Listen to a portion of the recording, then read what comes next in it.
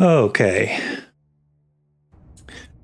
Look, folks, there's no point mincing words. It's been a shitty week in the real world, but hopefully it'll be a better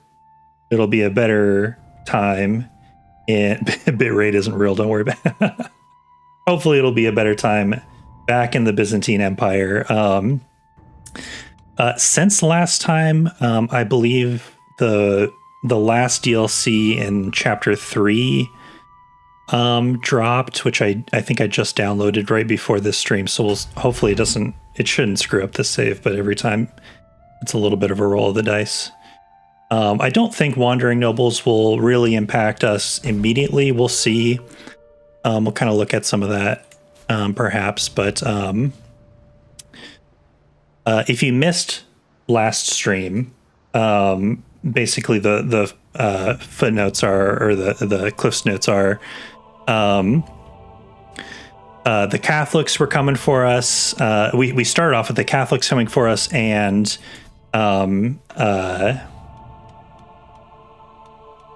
what's his name? Saladin coming for us. Where is he? This guy right here, Saladin. He's long dead at this point. But we managed to fight them both off. Or rather, the Emperor did, with a little help from us, from Alexios here. And now the Empire is bigger and stronger than it has been in a long time.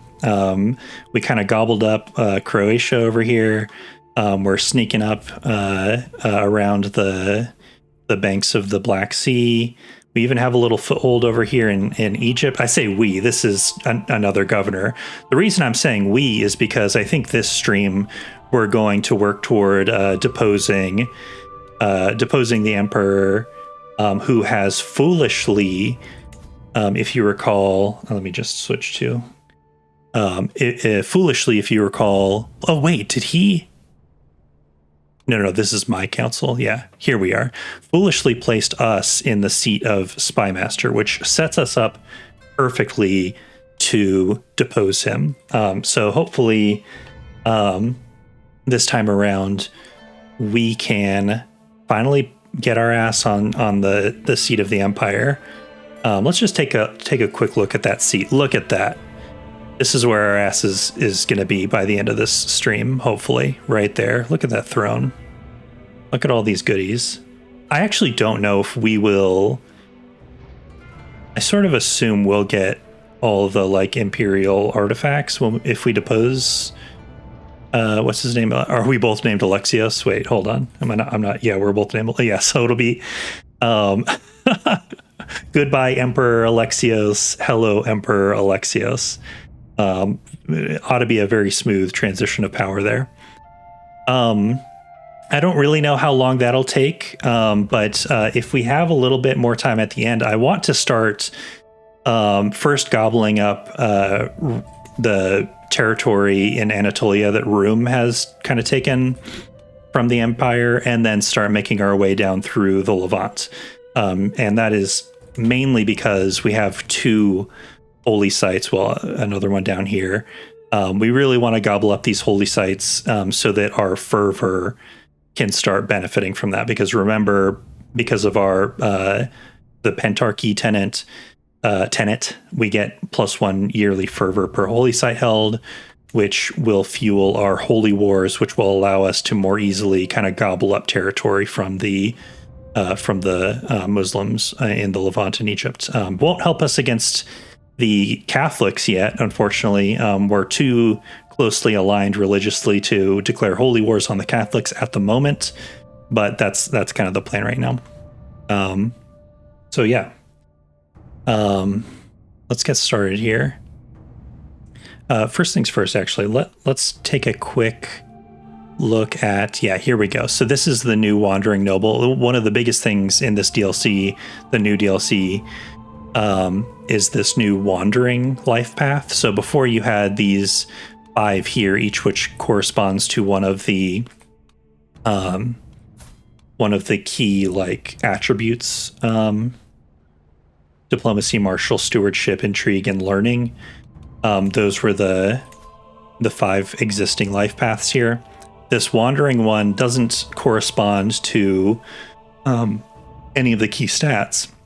It's just kind of an additional life path. The way they described it in the dev diaries was like, if you've completed like 1 or 2 of the base life paths and none of the other ones are kind of appealing to you, really, they wanted to add something that's kind of like, no matter who you are, at least one of these will probably kind of benefit you in some kind of way. If we get to one of these, I don't know if it'll be in this lifetime or maybe the next one. Inspector is the one that feels like it dovetails really nicely with the admin realm kind of thing.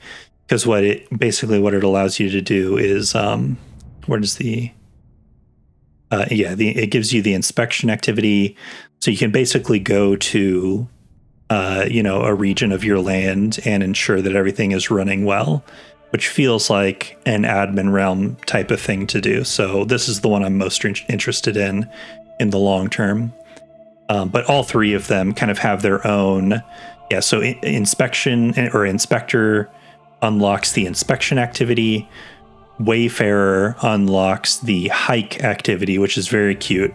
I don't actually. We'll see. Maybe when we get to our like eventual like Christian prophet lifetime, which won't be this one or the next one probably, but maybe our grandchild will be the prophet. Maybe we'll do Wayfarer and do some hikes. That seems like something that a prophet might do. And then Voyager is Monument Expedition, which sounds interesting, but I don't. Yeah, who knows if we'll get to all 3 of these in this run? But all of them sound pretty interesting. Okay, but first things first. I did want to just get an idea of. Because so part of the something I just want to make sure is buttoned down before we even start this depose scheme is who in this dynasty actually has power in the empire, because it's not just Basilius Alexios II. Okay, it's also Isakios and Isakios. Okay, he's not looking good. Oh, he is a beardless eunuch. How did he become a governor if he is a beardless eunuch?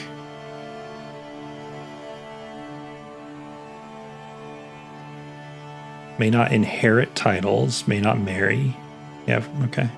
Yeah, I don't know how he actually managed this. He's actually a powerful governor too. But is he sick or something? Yeah, he's ill. Well, he has no heirs because, of course, he's a eunuch. Oh, he's at war with somebody. A naval expansion. Okay.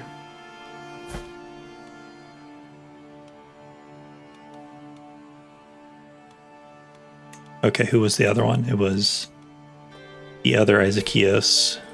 Was down here in, how are we pronouncing that? Kibir Haotai.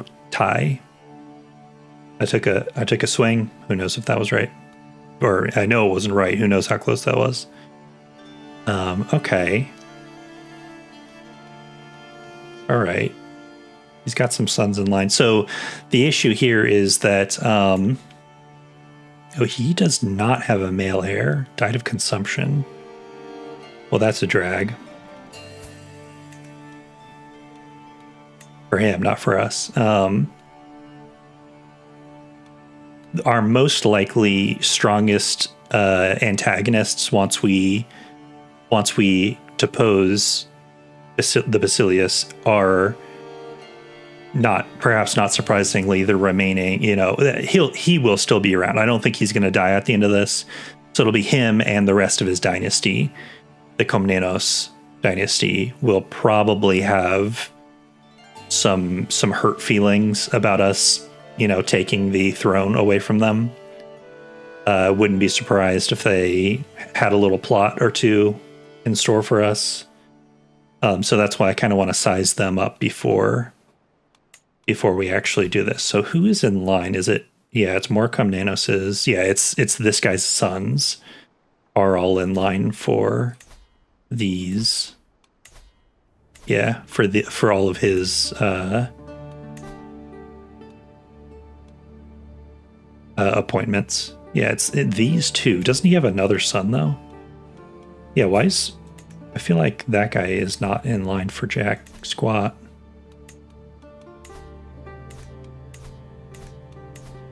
Huh. Interesting. Okay.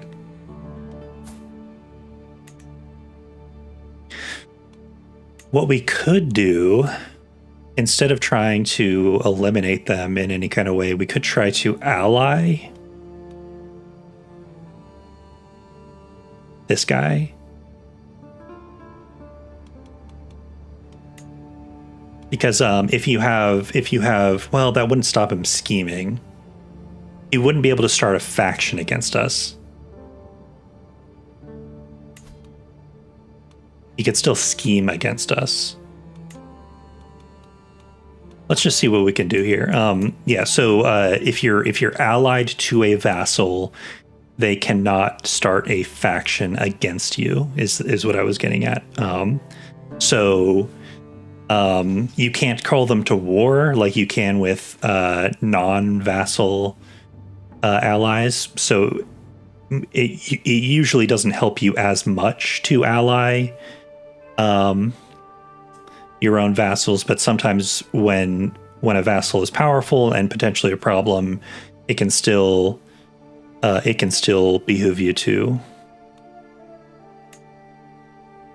No, he apparently does not have any women for me to marry from it. Is she already? Oh, she's already married. Okay. And I don't think do I have any? Yeah, even he is betrothed. Okay. Have any of you produced kids yet? You have. And you are Cyprus. Okay. All right. We might just have to deal with that.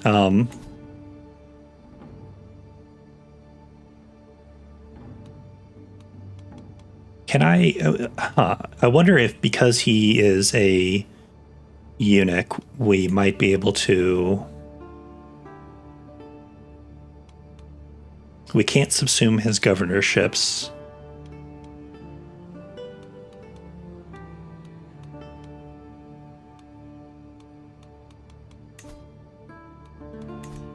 Yeah, I think because he's part of the imperial dynasty, there's not a whole lot we can do.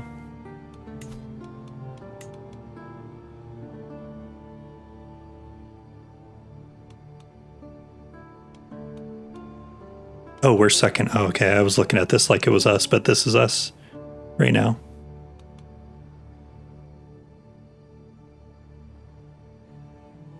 We might just have to. We might have to force through a little bit of internal reorg once we depose this guy. Oh, we're in seclusion right now. Is that because there is plague? Okay. Of course, there's plague. Of course, it's Alexios. I actually don't know if this is me, Alexios, or the Basilius. Could be either. Of course, there's plague. I don't know why I thought there wouldn't be plague. Of course, we're in the middle of a plague.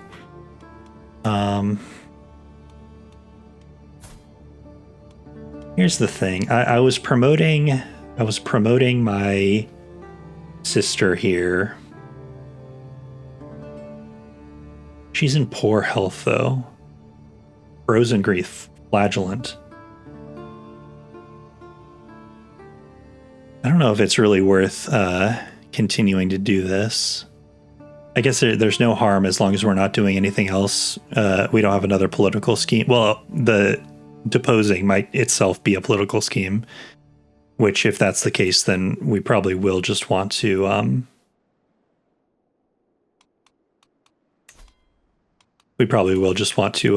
cancel this scheme.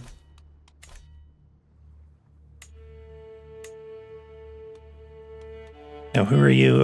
Are you my brother? My brother, yes. And why won't you ally me? We're close family. He doesn't like me. Difference in military. It is a claimant to what? To my governorship. And that makes him not want to ally me. Okay, we are going to... What is this? We're seducing Lady Zofia, our wife, but she already produced a son, so I don't know if we really need to be doing that anymore. Let's start swaying our brother. Oh, he's at war. Wait, can we join this? So he's not... Oh, he is the war leader. Hold on.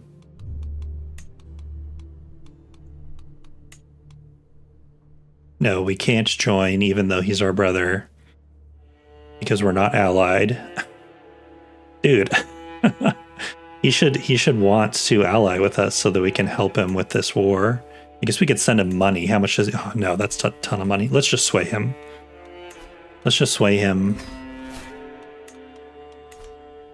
And then we are going to... Let's just look at this. We could declare war.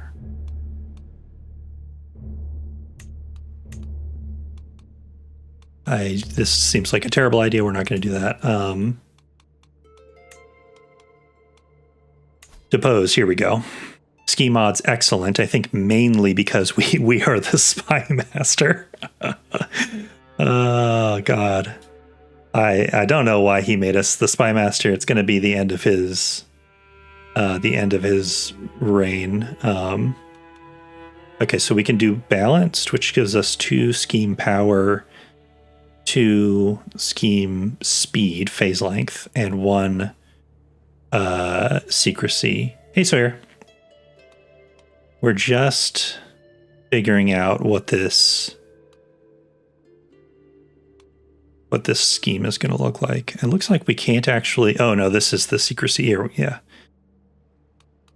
It'll probably take forever to do it this way.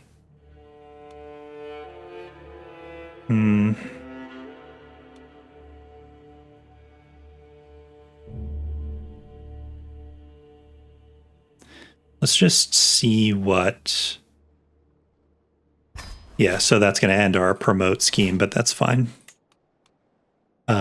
She was probably not worth... No, she's old enough that it's probably not worth promoting her. I feel like you kind of want to promote people who have a little bit more time left, you know. My daughter is at -0. Okay, come on. Eudokia, come on. Eudokia. We have a lot of prestige. We have an okay amount of influence. We have an okay amount of gold. She wants 225 prestige. 68 gold. Come on. Okay, it's going to be prestige. Yeah, okay. Eudokia, you are going to manage my... Well, hold on. We only get one of these, so maybe I should... -1,000. Sorry, why?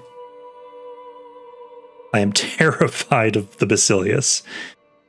Okay, all right. Is there any way we can lower his... I'm sorry, he has 0 dread and you're terrified? Are you a coward? You are a coward, okay.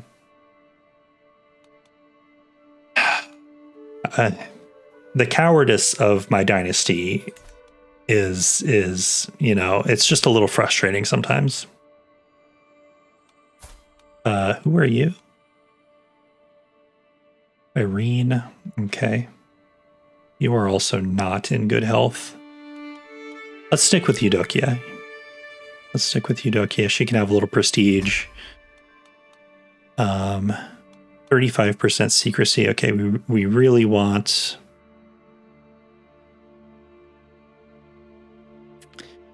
I really wanted more than this.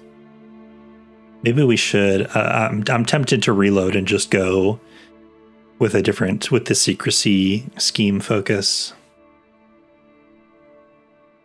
Just because I just don't love that. I really don't love that. I thought it would be higher, to be honest, especially after putting Eudokia in there.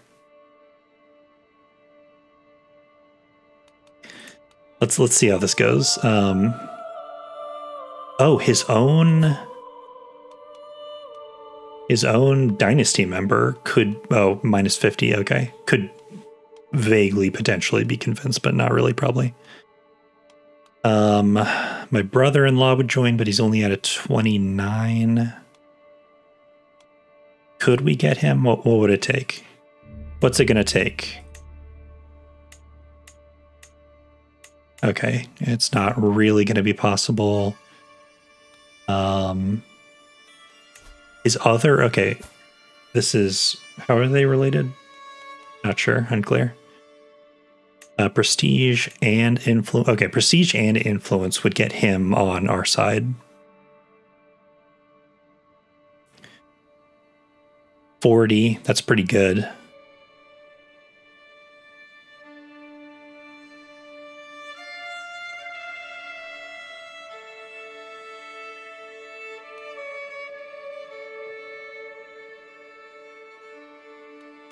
Is there any place I could place him better, though? Hold on. He has 40 scheme power there, 46 here.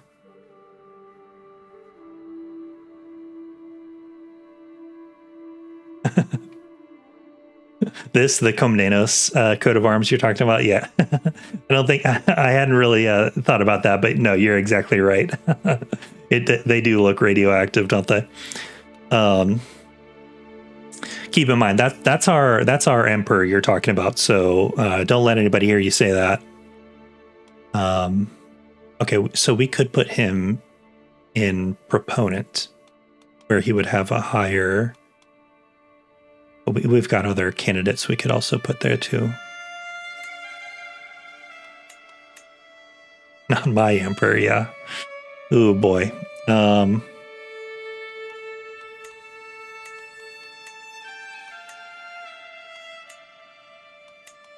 Yeah, let's slot him in here. How much influence is that? Oh, 250. Actually, no, we're not going to do that. That's so much influence.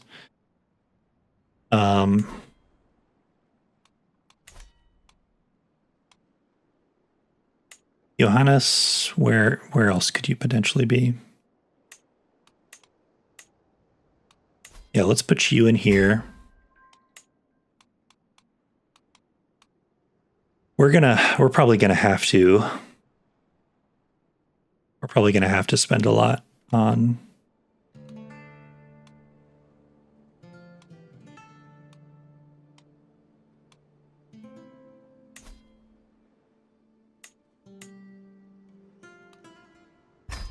Get him in there.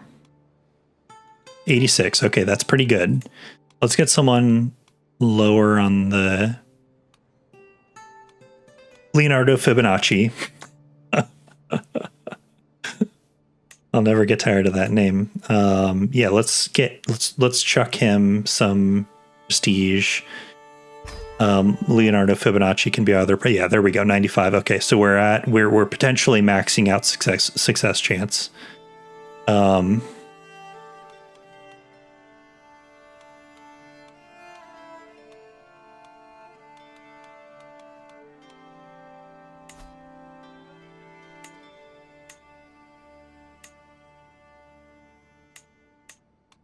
No, can't get him.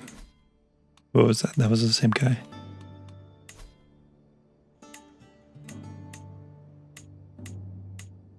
No.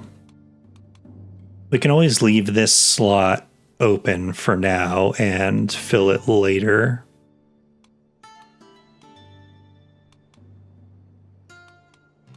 Will anyone just join? No, not currently.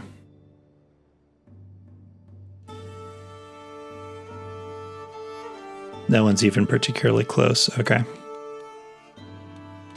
Let's leave that slot open for the time being. Okay. Because we can also use scheme advantages to fill this. Although, God, 35% secrecy. That's so small. I really don't like that.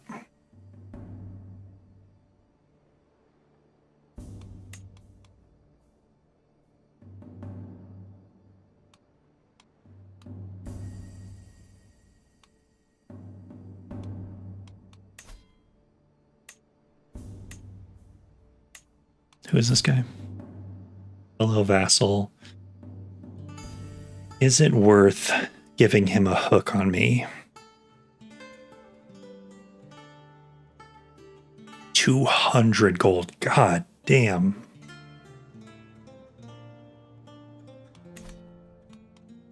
Let's just... God. I'm really tempted to reload and just go all in on secrecy, because this is going to take... It's going to take a long time, and 35% secrecy is just not going to get us where we want to go, I think.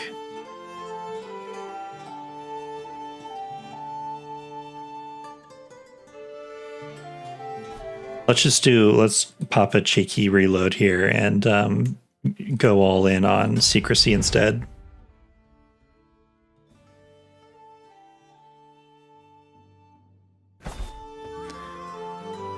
Okay, what did we do? We were swaying our brother.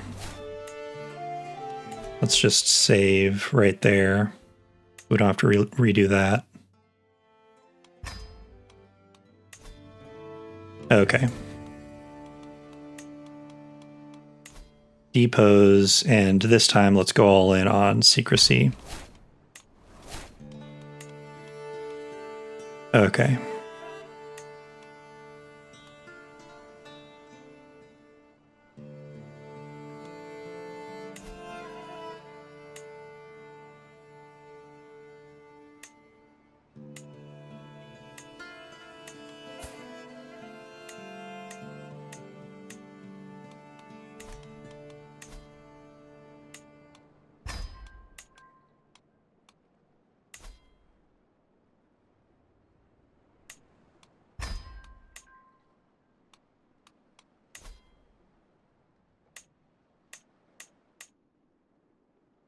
I hate when it says will not accept on 0.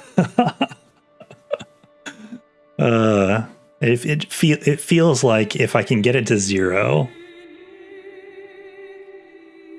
they should accept. That's just my opinion. Do I seriously not have enough to... It would take 225 just to do a level 1 bribe. Come on. Come on. Fine. How sick do we think this guy actually is? Not very. He's still in fine health. I might just need to give him a hook. It's either a hook or we wait until we have 3 scheme advantages and then pull him in. Yeah, let's do that. Let's do that instead. We'll leave that slot blank for now and then pull him in later. Let's put Ioannis on Socialite. And then we can... Yes. 250. Okay, that's fine. We'll put, what's his face? Isakios, the Tyrant, on Proponent. And then leave our 3rd secrecy slot open for the time being, and we will pull him in once we have 3 scheme advantages, at which time we should also have enough influence to do this again. Okay. 58% secrecy, and that'll bump up again once we get what's his face involved, the other Isakios. Okay. That feels better, and we're still at 86% chance And that you really don't need to max this out, because you can get additional bonuses up to, I think, 20% just from your scheme advantages. So, you know, we'll still probably end up at either 91 or 95% chance at the end of this. Okay, let's go ahead and let's cancel. Let's advance the clock a day. Okay, and drop another save. Just in case. You never know. You never know. Okay. Oh.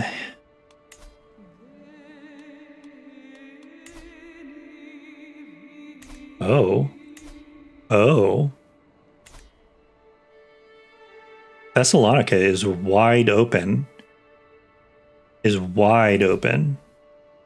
For appointments. I bet you all were sitting there thinking, okay, now that we got the deposed scheme squared away, the scheming is over and we can just kick back. And no, the scheming never ends, my friends. The scheming never ends. Look at this. This is just waiting for a scheme. This is just waiting for a scheme. No candidates of note exist. Oh, my friends.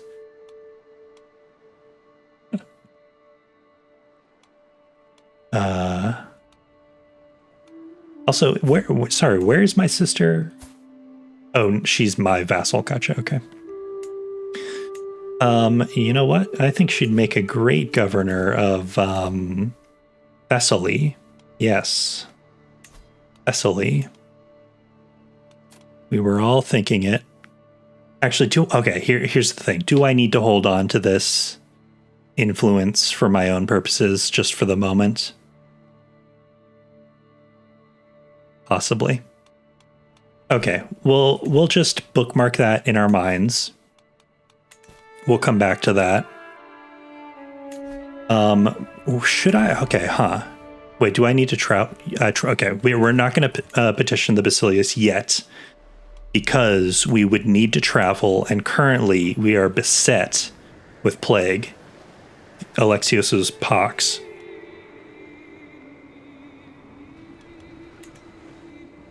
So we're just going to wait that out.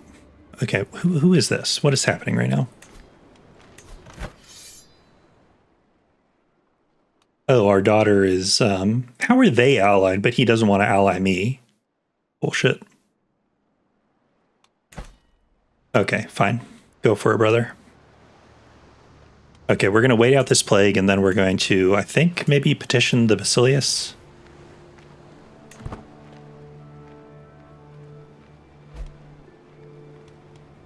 Wife falls pregnant. Okay.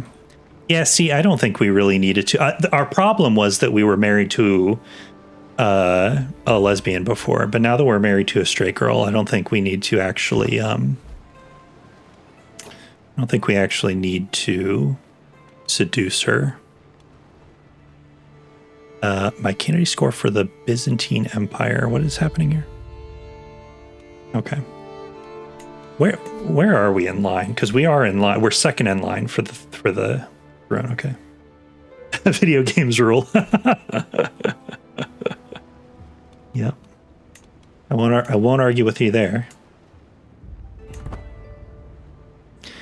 Thank God the Orthodox Pope let us divorce that lesbian, because that would have been a whole thing if that hadn't been so easy.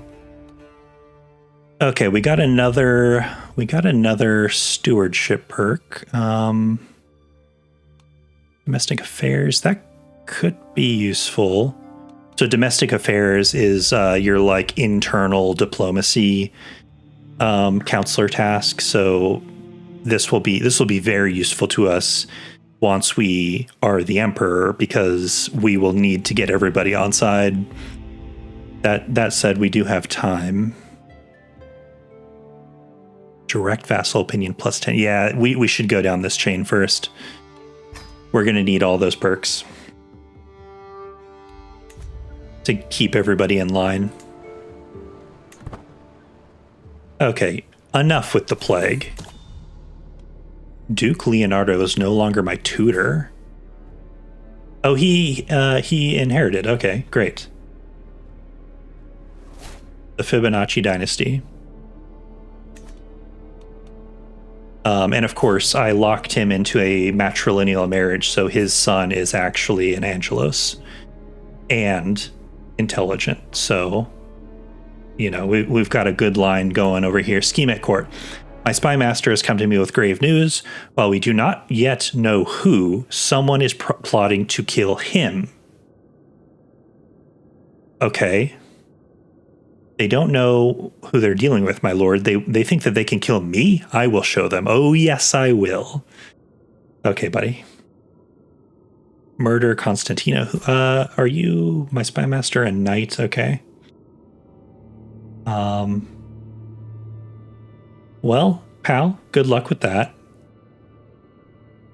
You know, do whatever you got to do. We must stop the villain behind this. Absolutely, no question about it.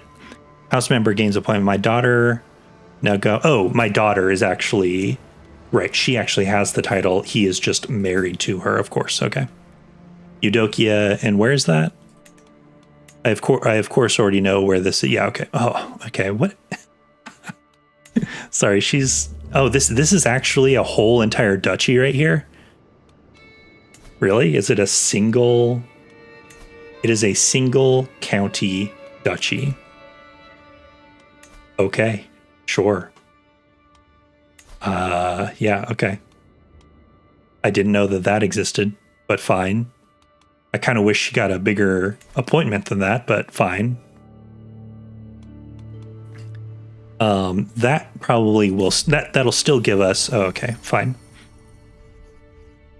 All across the realm, the power of a new family appears to be taking root. Like a weed, they have spread their influence to all corners of our society, and scarcely a day goes by when one can avoid hearing the name Macroducus. It cannot be denied that this family has blossomed into one of the greatest in the realm, and my family now look to me for guidance on how we should approach this new power. This girl has been through some rough shit. Holy shit. Yeah, someone sliced her nose off. That's what this is. And that's the disfigured trait. She's also scarred. What on God's green earth happened to this poor girl? She does not like me because I annoyed her at some point, I guess.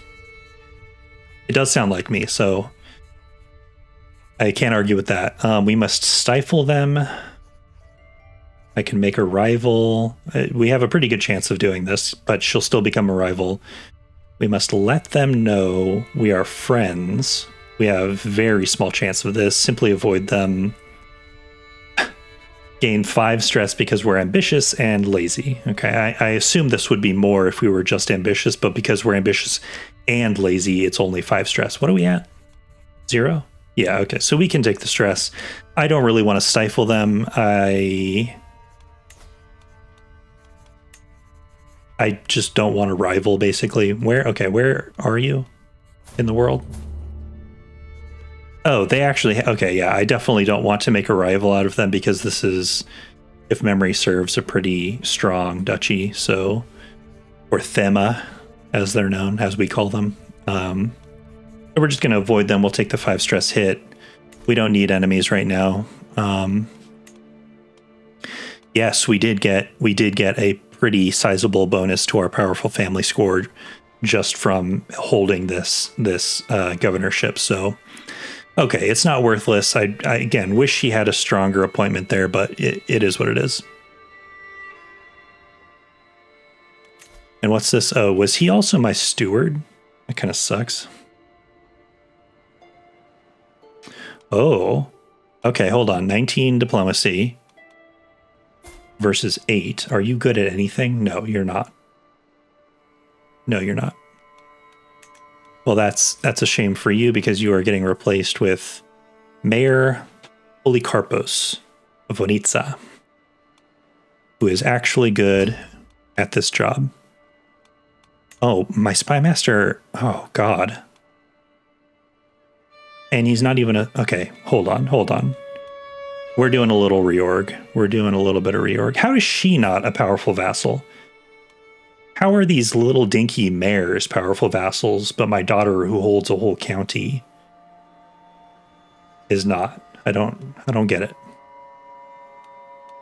She does have a better intrigue than him, even better diplomacy than Polycarpos, but he's not really good at anything else. Okay, let's make my daughter my spy master.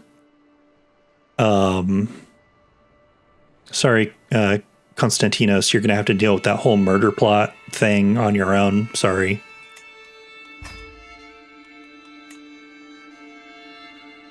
And stewardship. Who can step in for this?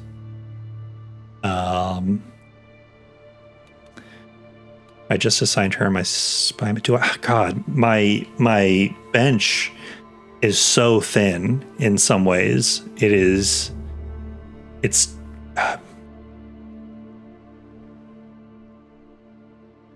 these are just not the numbers that I want to see when I open this window. You know what I mean? Okay, it's gonna be. Oh, is this the same guy I just fired? Hold on. Yes. Whoops. Hey, buddy. How about instead of spy master, you know what you could do? You could look at the books. You're only slightly better at that, but unfortunately, I don't have a better option. So, potential alliance. Lord Ioannis? Sorry, who are you? Where are you?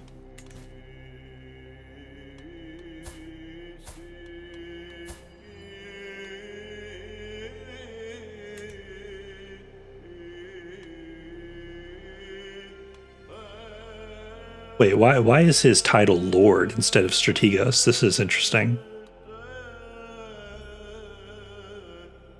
He's Greek, so it's not cultural. He's admin, so it's not because he's feudal. Yeah, I don't actually know why he's Lord instead of oh, because he doesn't actually okay. This duchy is outlined because that's where he is, not because he actually controls it. Okay, so he's Lord because he's just the head of the Batatses family. Okay. Okay, gotcha. Fine, whatever. Okay. How's this going so far? We have 4 months of grace left. So grace means we have 4 months left where our scheme cannot be discovered. After we run out of grace, that's when this secrecy percentage starts to actually matter. At which point we better have this guy locked in.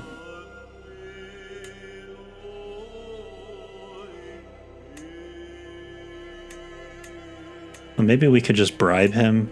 Again, I really do want to have that guy locked in before our grace runs out, just so we have as good a chance as possible of not getting discovered.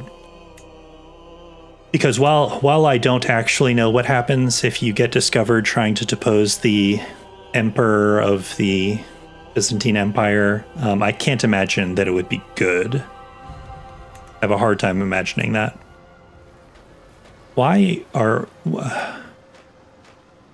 Stop that.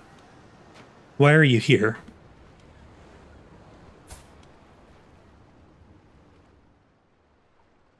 Why did you come all the way down here to my land? The war is over here. Leave. Leave this place. Get out. I do wish if, because like vassals can get in wars and then your land that is technically under your stewardship can be sieged down and it lowers control, which lowers taxes and a bunch of other stuff. I do wish, I could just be like, I'm not a part of this war, but I am going to raise an army and push you out of this land. I wish you could do stuff like that.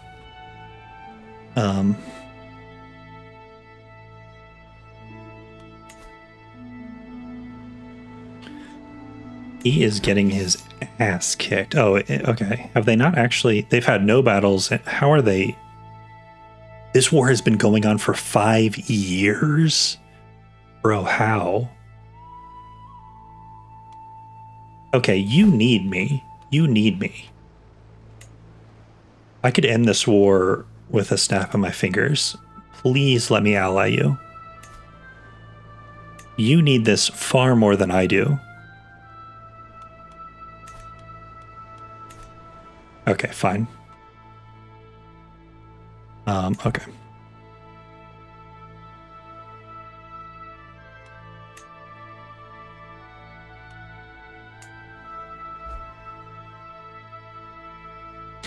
How long did wars last back in the day?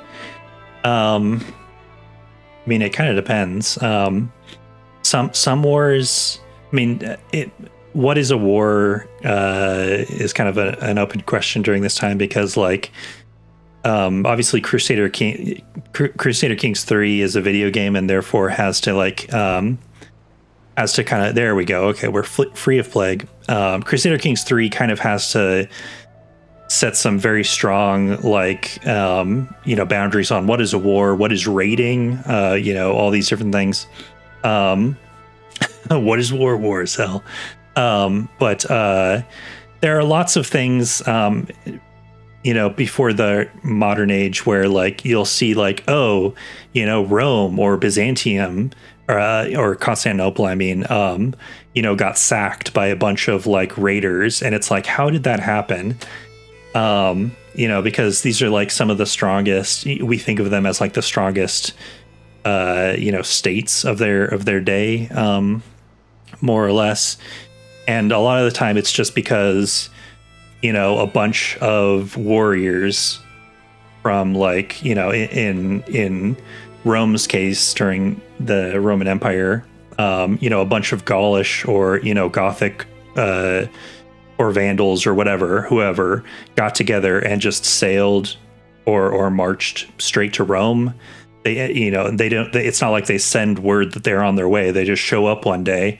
And because it takes so long for word to get out about stuff like this, because it's not like they can call each other on the phone.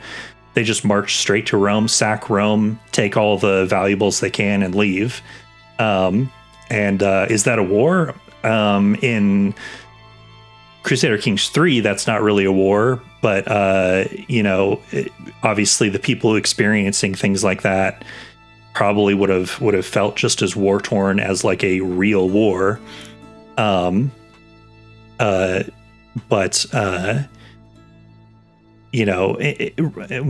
we would think of as real wars, where, like, territory is changing hands, often take a lot longer because the goal is not just to take valuables or slaves or something. It's to like so completely beat down the other side that they are forced to relent, basically, to relent their claim to the land. And those tend to take a lot longer, on the order of minimum years, if not decades. A lot of the, like, big wars, big European wars from the Middle Ages and early modern period, like the 100 Years' War, or, like, even, like, claimant wars, like the War of the Roses, where it's, like, not necessarily one side trying to take territory from the other side, but two sides within the same kind of polity vying for, like, who's going to get to rule. Those tend to take a really, really long time because it's more about beating down the other side's resources and morale and that kind of thing than it is just taking stuff and leaving, which that was a very, very, very common thing for lots of history, is, like, battles that happen not over territory, but, like, one side just wants resources, so they roll up with no notice, no declaration of war, no, like, rise in hostilities or, like, anything like that, like we would think of as, like, the lead up to a war. They just sack a city, take all the valuables, and get the fuck out and go back to wherever they came from. That was really common for a lot of human history.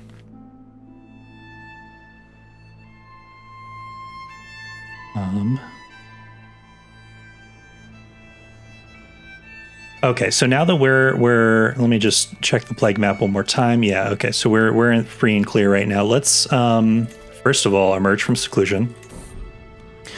How glad I am to be back. And now maybe we petition the Basilius. 100. Okay, I forgot about this. I forgot about. Can you even see that now? I forgot it costs 100 influence, which we're kind of saving up for right now for our scheme.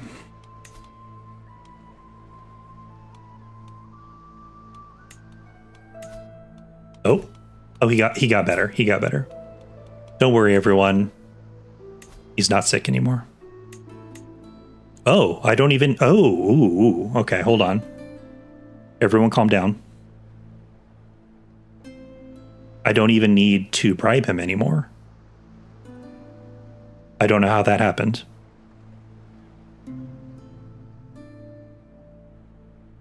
But I'll take it. Okay, so that's where all my influence is going right now. Okay, we've locked in our eunuch slot. We're at 88% secrecy. Okay, we're doing good now. I feel like this is a strong scheme. I feel it in my bones. We're on our way to greatness.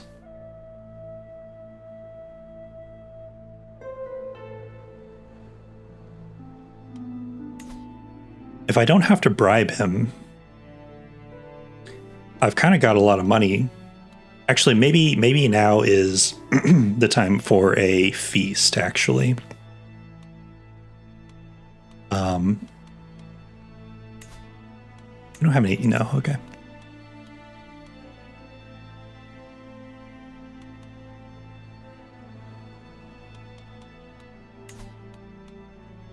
Oh, hey. Okay. Right, yes. Okay, so we do see these new events here, even though we can't actually do them yet. Okay. Oh, these are cheap as far as events go. Interesting.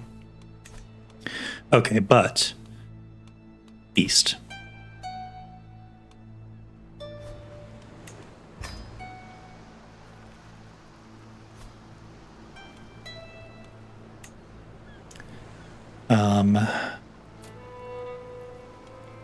Greatly increased prestige gain. Great opinion. This is really what we want. Okay.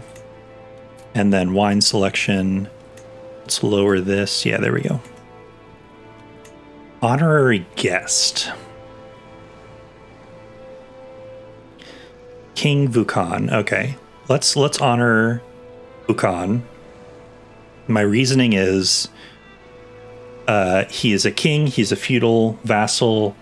He has 8k troops. I can definitely see him being a problem. Once we take the throne, we're going to want him on our side. He's going to be the honorary guest. I really want to riz this guy up. Can we make him a friend?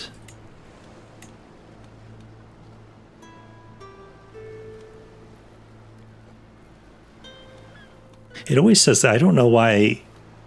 I don't know if this is a bug. I feel like this never used to happen where it just says like no one is like solidly going to make it on time. I feel like this may be a bug potentially.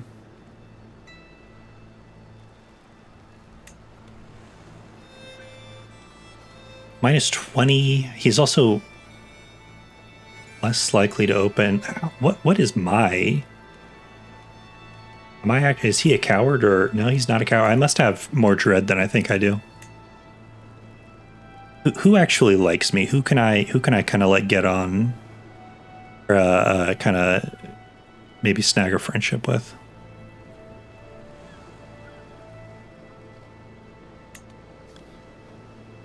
Patriarch kind of likes me.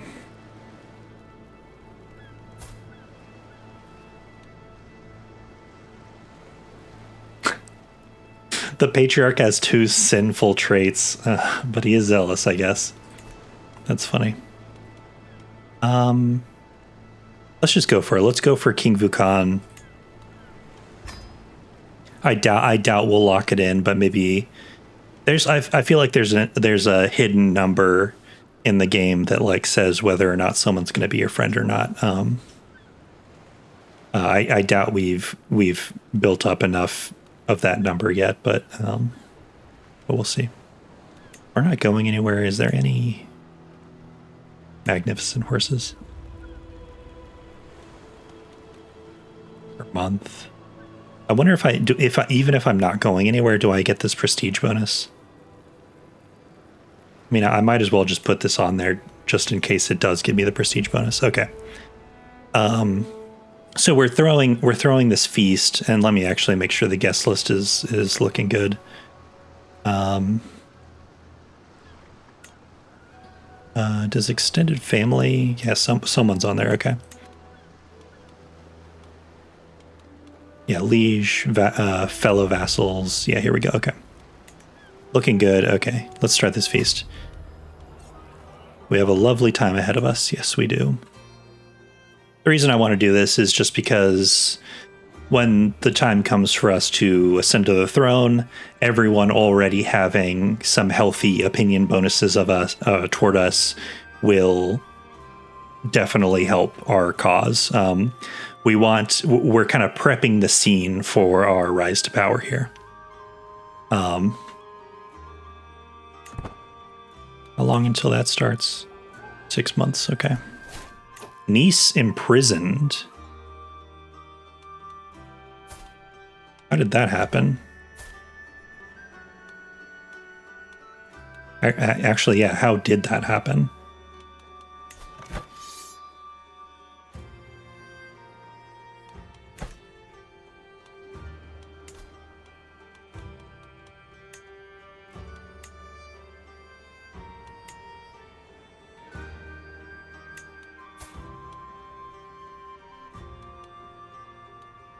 The daughter of...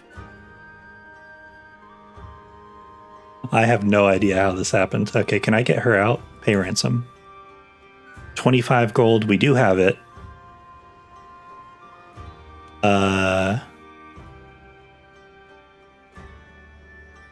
Yeah, sure. She's not married. 22. She is of our dynasty. I wonder... hold on. Yeah, let's get her out of prison.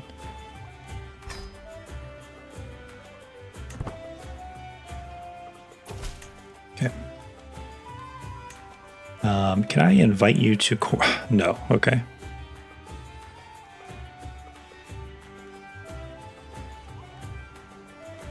Fine. Fine.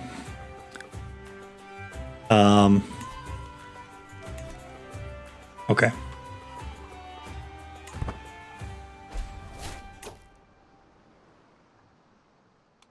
Well, okay. He was ripped to shreds by a bear. Can you all see that? Yes. My brother was ripped to shreds by a bear. I'm sorry, what the hell is going on over here? And now, of course, Paphlagonia is ruled by a goddamn Komnenos, another friggin' beardless eunuch. I don't know how they have so many of these guys on deck. Well, that's a real pain in the ass. That's a real bummer, as they say. Okay. Sure, yeah. Ripped to shreds by a bear. Okay.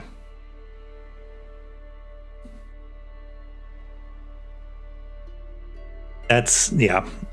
Okay. 12, God.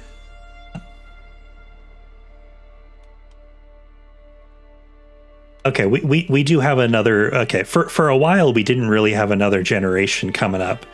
We have some kids.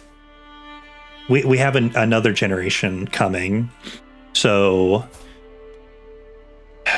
okay, sure, yeah. Fine.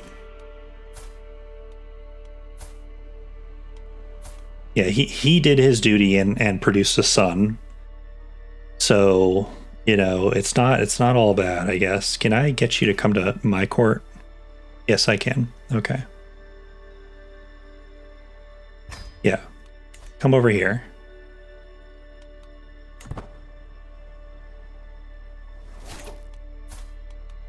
Okay. I am going to... Can I not... You already have a guardian, okay. Your guardian is, oh wow, a mastermind philosopher. Okay. You are going to be learning educated. Can we find you a spouse? Let's go for children. And alliance power. Okay. Nobody. I guess we're too... I thought... okay. Maybe we're not closely enough related to actually... Let's do culture Greek in that case. Prestige gain, maybe. Or sum of all skills, maybe. Euphania of Larissa.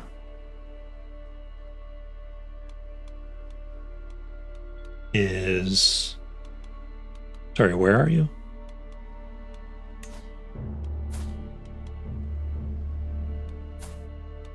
Oh, okay.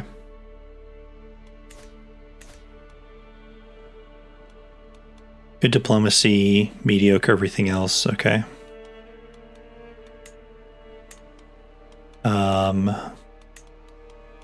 How about... Are we so lucky as to potentially have heritable traits available from anybody? Let's try not lowborn. Okay.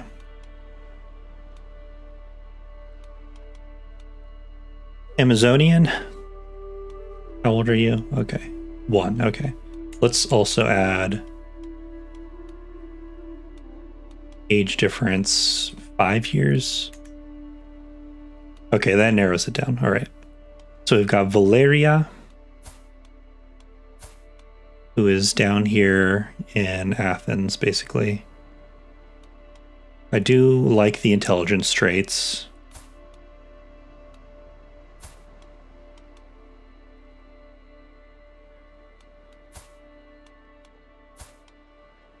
Okay.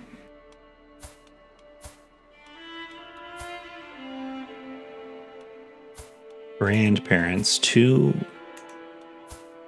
Okay, interesting.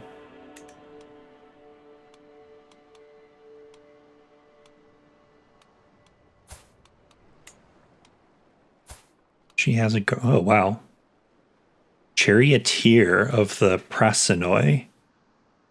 I haven't seen this trait before. That looks cool. I like the little icon. Oh, terrible governor. Okay. Not that that really matters for our purposes, but she is being raised by this guy who has terrible stats. Okay. Sorry, just doing my due diligence for my nephew here. Neither of the other ones even have awards, so it might be Valeria, honestly.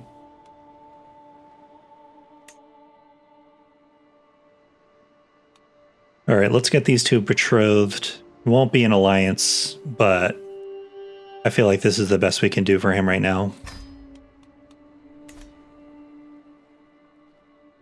Okay. That does open up our personal schemes, though. So, that said,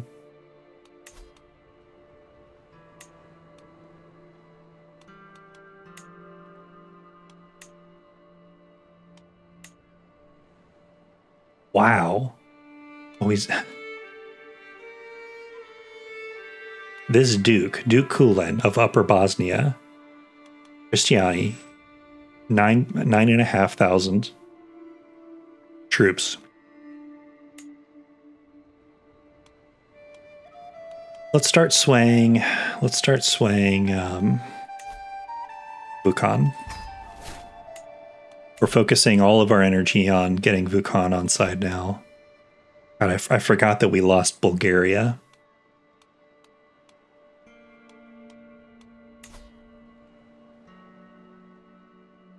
No succession here either.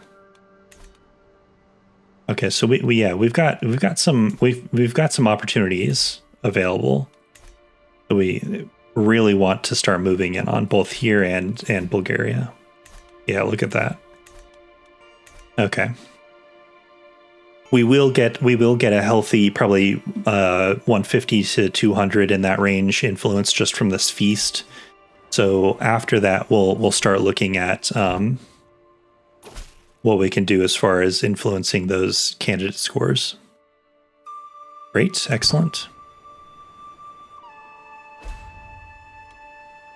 Because we got to get back on top of. We got to get back on top of the game over here. Cold humor, flu. Okay. What is that? Mostly in room, yeah.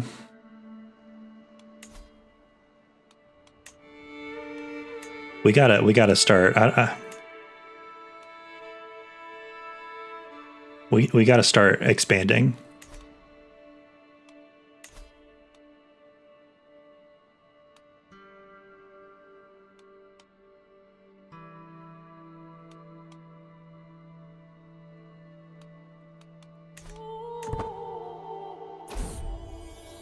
Another son. Praise St. Bridget. Zofia has given birth to a perfect little son.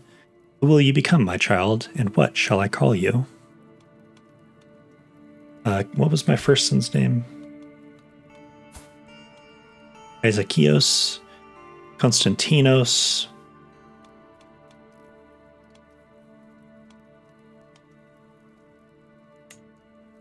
Ioannis.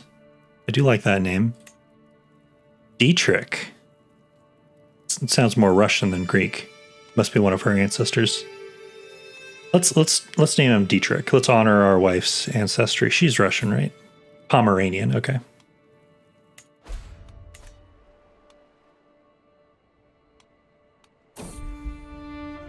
Oh boy. All babies cry, but with little Dietrich, there is no end to the tears. I desperately want the midwife to ease my worries, but her furrowed brow makes everything worse. Your son is not gaining weight as he should. We will take good care of him, my lord, but in the end, his life is in God's hands. Hush now, Dietrich. Please don't cry. He gains the trait sickly. Yeah, okay.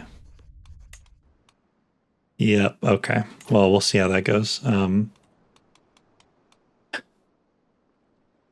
Well, we could do something horrible to him. Educate child. Nope, we are going to educate him our son. Wait, do I already have two? Oh, I do.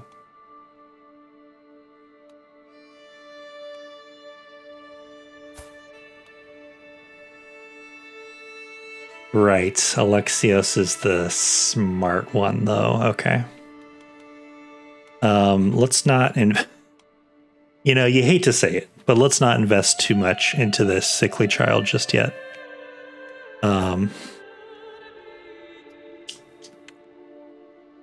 What is this trying to tell me? Candidate score. It seems we've discovered another bug. Okay. Who are you? My bishop, who is not particularly good at anything. Let's see. What do we want to train this kid in? Ideally. We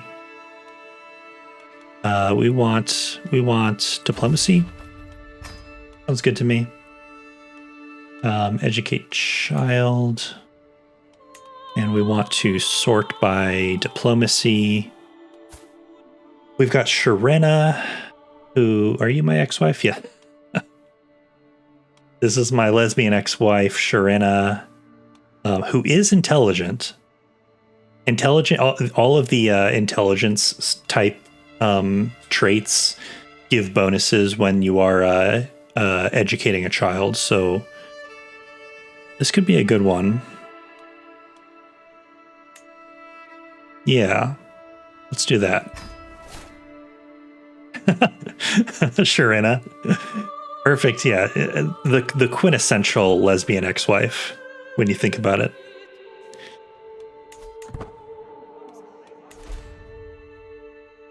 Good Lord, this for once in my miserable life. Oh, what? No. I was about to say, for once in my miserable life, a plague that isn't affecting me, but then apparently we've got the Byzantine flu encroaching steadily. It would seem. It's only a level 1 though. We've seen far worse. If I ever do merch, can we get my lesbian ex-wife shirt? I think, yeah, that goes without saying, yeah. Oh, God. Yeah, I know. Sorry, what was that? Adventurer landed. Governor Todor was granted the province of Vidin. Up here, okay. After negotiation with Basilius Alexius II, the Craven. Is he Craven? Oh, he is Craven. He's Craven, lazy, and content. How terrible traits for an emperor. No wonder he's not advancing our territory because he's content. Content and Craven, yeah. Cautious. Terrible. And yeah, of course okay. Now, did he just take territory that rightfully belongs to... No. This is province of Vidin. Okay. I think she did have that a second ago. Okay, so what's his deal? Bulgarian. Whoa. I'm sorry. Did he just get landed and immediately thrown in prison? Oh, no. He's imprisoned by the Cumans. Okay. Why? Holy war for the Khanate of Zaporizhia. Oh, sure. Yeah. Definitely. Oh, this isn't even his war. This is Grand Prince Vladimir II's war. Okay, we've got some Russians making some big moves to the north. Some moves that some might say are a little too big, but whatever. Actually, you know what we haven't done in a second? We haven't checked on the Mongols. We haven't checked on Temujin. Genghis Khan. Looks like he's still busy taking Mongolia,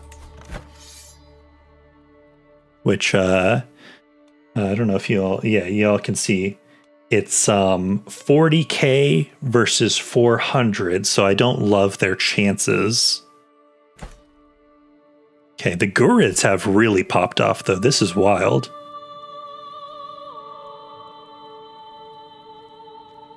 Warhammer mentioned. As well as the Abbasids. The Abbasids have really made a comeback. This is potentially an actual problem for us. Well, on the other hand, if the Abbasids can weaken...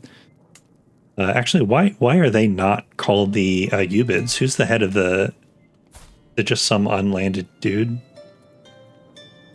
No, the head of house is actually a vassal of the Sultan of Egypt. Okay. What I would really love is for the Abbasids to weaken the Ayyubids a little bit, just a little tiny bit. Disillusion. This would be incredible for us. Hold the phone. Oh, hold the phone.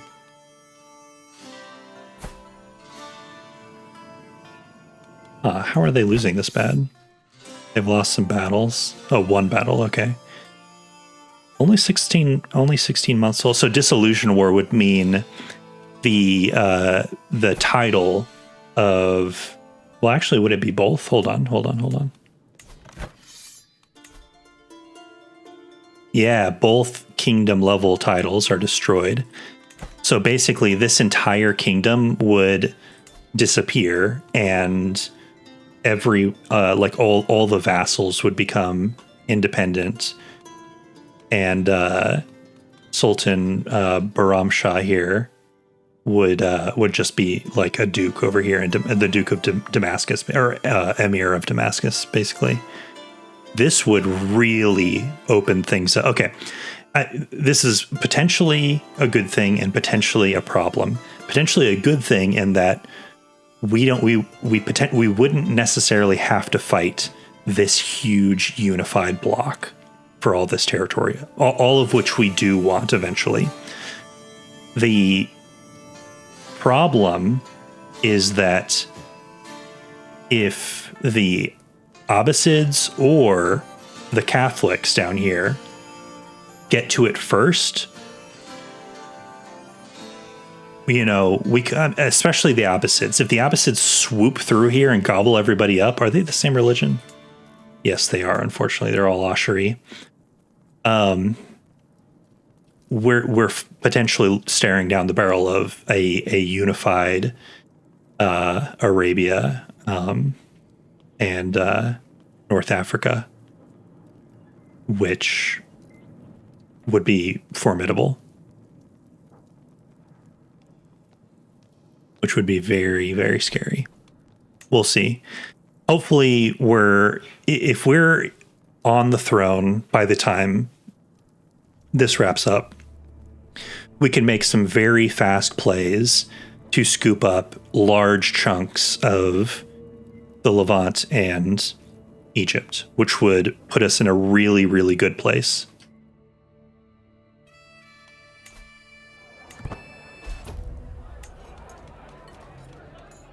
Okay. A cheery gathering. The guests are gathered in the great hall, lords and ladies from near and far, the near and far reaches of the realm. The mood is bright, and spirits are high as the feast begins. Welcome, friends. I got a hook on Mayor Valerios. What's this? Okay, whatever. My lord, the wine. We cracked open the next barrel. It has gone bad. It has all gone bad. The feast is still raging, but without drink, the mood is sure to dwindle at a cruel pace. We do not have the cash for the wine merchant. We could say we all have to pitch in. Come on now. We would spend 75 prestige, which we have plenty of, and gain 110 gold. Or we can say, let's bring out our finer wines and gain 30 influence. So it's really just, do we want the gold or the influence? We make pretty good gold and pretty good influence. I mean, okay, here's the thing. Here's the difference. 30 influence is 2 months, whereas 110 gold is like 6 months of income. So I feel like it's going to be, come on, we all have to pitch in now.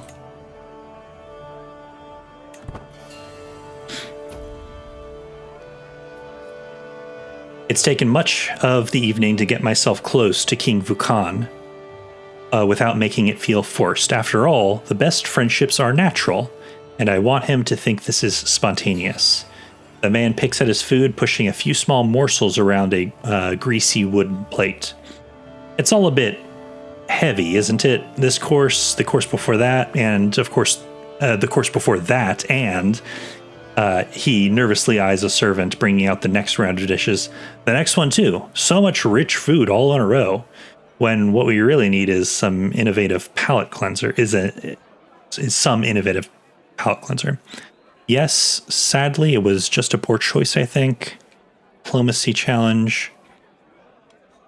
He might gain opinion of us. He probably won't become our friend, though. You do realize that this is my feast, right?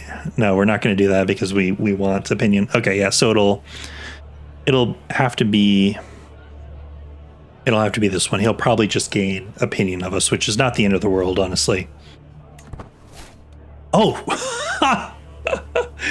boom. Somehow I charm him utterly and he becomes my friend. Well, there you go. Okay, we got that. Okay, so we got King Vukan locked down. Whew, okay. Just goes to show you, you never know how something's going to go until you put yourself out there. Sometimes you just got to go out on a limb and maybe you might make a new friend. There you go. Okay. I did everything I could, ensuring that Lady Sophia and strategitisa Adrian would be as far from each other as possible. It was not enough, and now they have come to blows in the middle of my feast. One of my guards is close to the brawl and looks to me for the order to intervene. Okay, so who are we talking about here? My wife and Duchess, or a fellow vassal who is very strong. Okay, hold on. Oh, you're this. Oh, well, you're the wife. No, you are the title holder. Okay. Wife, I'm so sorry, but you might be getting thrown out of the feast hall right now.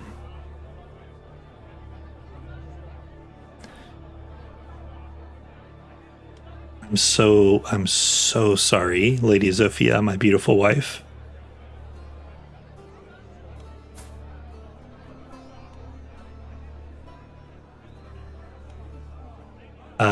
Yeah, the political situation is not such that I feel like I can throw Adrian out. So it's going to be restrain Sophia. Please don't rival me.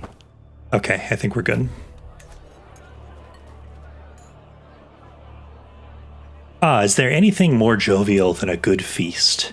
Guests throng to and fro, eating and chatting while flickering torchlight plays off every wall, light bouncing like laughter around the hall. And me?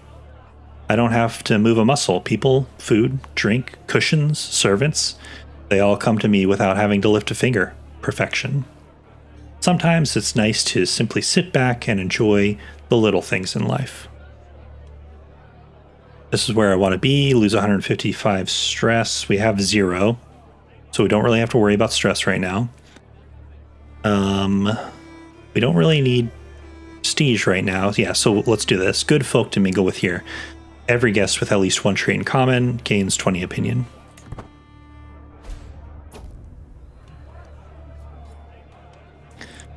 The feast is starting to draw to a close. My visitors are surely expecting me to lavish a little attention on King Vukan, our esteemed guest of honor, and now my friend. Traditionally, a complimentary what if I made friends with this guy and then was just like, let us address the knave of the hour?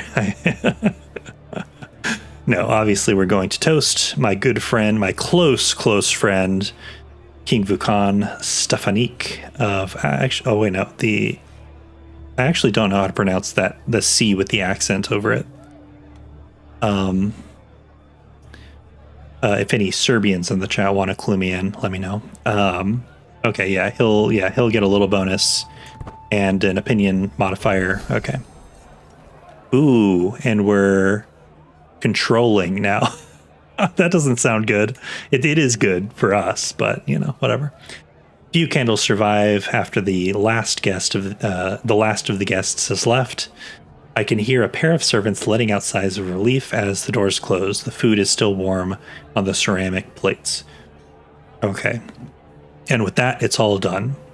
Another little opinion bonus. We gain 115 prestige, almost 200 influence, which is the real prize here.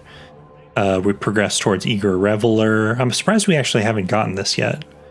Lose 47 stress, which doesn't really matter because we didn't start with any. Okay, it's all done. Okay, let's just check on the Byzantine flu real quick. Okay, yeah. We should be safe from this one. Sorry, wait, hold on. King William II the Lewd. King William II's comments, bearing, and occasional vigorous physical gesturing are at best unsubtle. Yikes. Well, he is rakish. He has lover's box, which I suppose is not all that surprising. He's lustful. Who's gonna take over after he's gone? Because he doesn't look to be in very good health. Oh, we've got a 14-year-old possessed youth here who's going to take over. He is ailing. Interesting. Christ, they siege down my sister's little spot over here. Okay. All right, let's check on our schemes. 90 up, we're up to 91% secrecy. Okay, this scheme is looking very good. I'm very happy to see where that is. Okay, so we're in very good with King Vukan now. I think we can set this scheme aside. Who else needs a little love? Who are the powerful families? Okay, he's looking a little worse for the wear. Yeah, he's 61. Let's actually.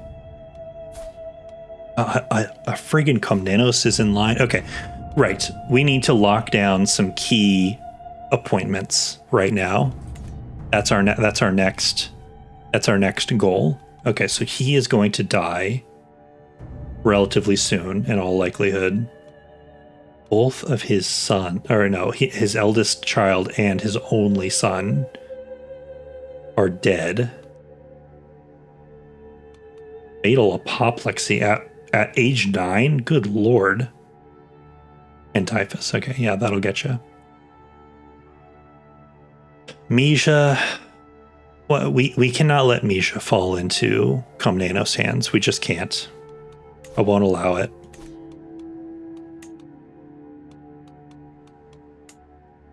Okay, this is the most important one right now. Both of these strategy. Okay, I gotta nail the pronunciation on this. Strategitisa. Both of these strategy. Both of these strategitisas are relatively young and healthy, so we have time. We have time to work our schemes for them. Misha, Johannes's Misha. We need to get this one squared away right now because he's 61, he's in poor health, and there's a Komnenos in line, next in line. So we just need to get this one squared away. Ideally,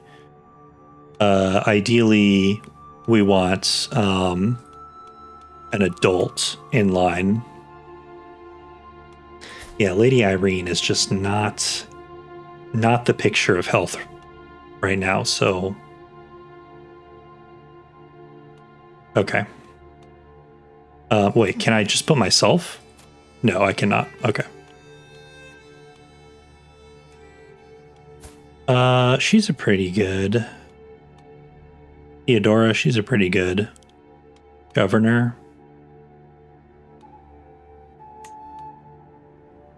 Sis. Holy Christ, hold on. Oh, is it? Male pro. Okay, so because there's already a male. Okay, so I think that's the thing is if there's not a male in line, it's you can put a woman in line, but if there is a male in line, then it becomes much, much harder to slot in a woman. I think that's how this works. All this sexism stuff is really a pain in my neck. Y'all ever feel like that? Especially when I'm just surrounded by eligible women. Yeah, my deck is stacked with women right now, which is really the issue. Who's the oldest male? This 3-year-old Alexios, my grandson.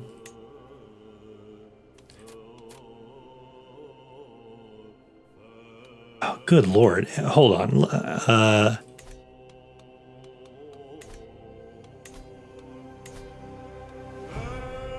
There hasn't been that much investment here. Why is this? We might just have to deal with this. Because I don't think that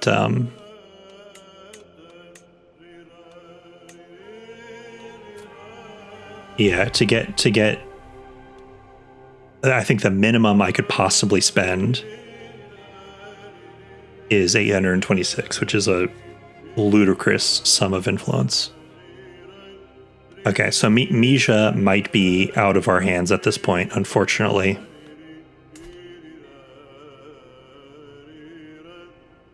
The Komnenos are really locking up the entire empire in a way that is not, in a way that is a little bit scary.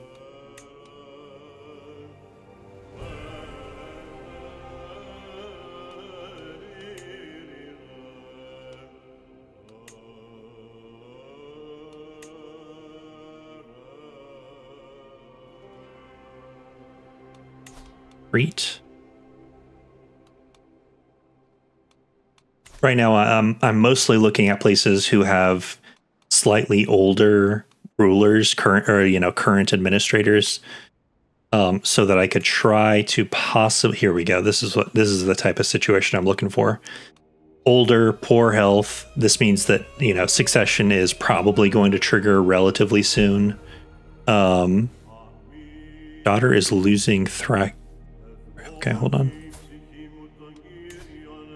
Oh, wait, hold on.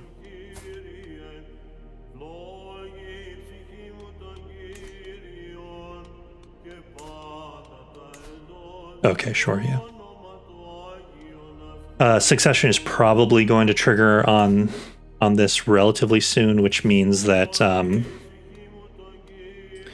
we potentially are in a situation where we could do, spend a little bit and get someone locked in relatively easily. And see, like 38 influence to lock in Sister Theodora here. That's like nothing. Good Lord, she's sitting on 1,400 influence. Babe, what are you doing, sis? What are you thinking over there? Okay, yeah, let's slot in Theodora here. 38 influence is nothing for a Thema appointment.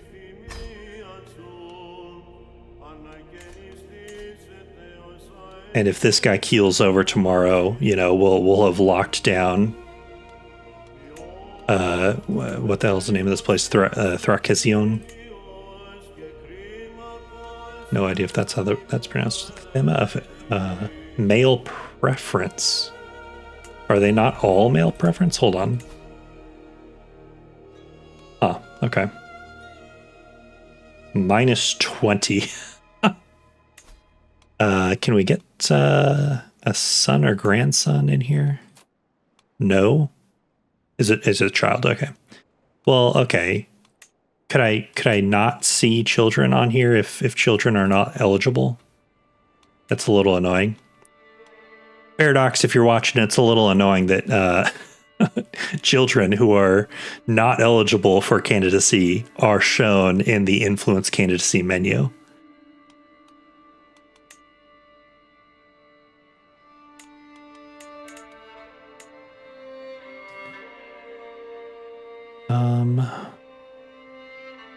My uncle who works at Paradox said they're working on it. Thank you, Sawyer. That's all I ask. 17. You are an adult, right? 17 years old. That's an adult age. Yeah. Okay. Old enough to rule a Thema, at least. Old enough to get married. You know what they say? Old enough to marry, old enough to rule.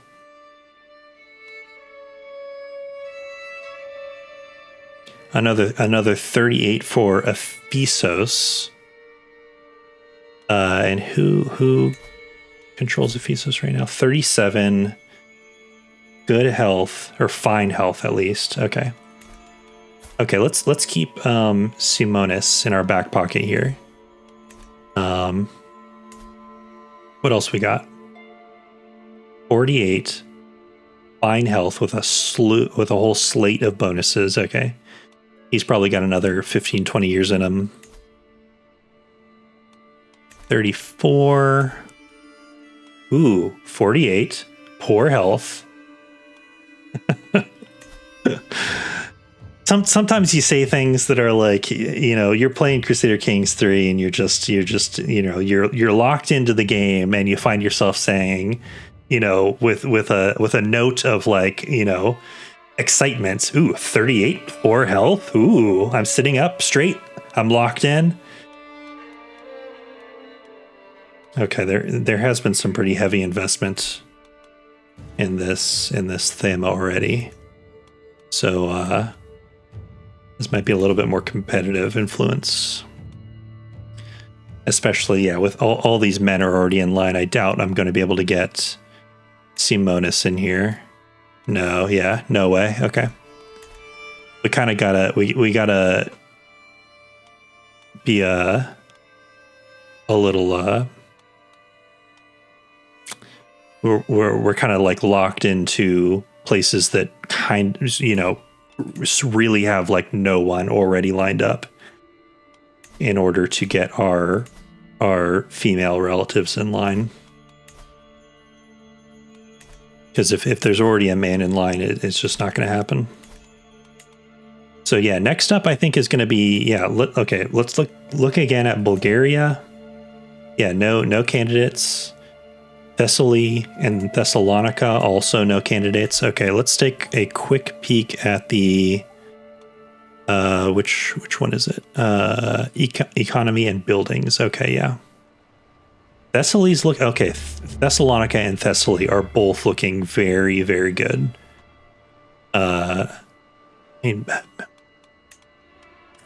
Bulgaria is also. Let's see what. Okay, we've got 10 a month over here. Granted, she has both, but it's 30. So Thessaly and Thessalonica are a combined 30.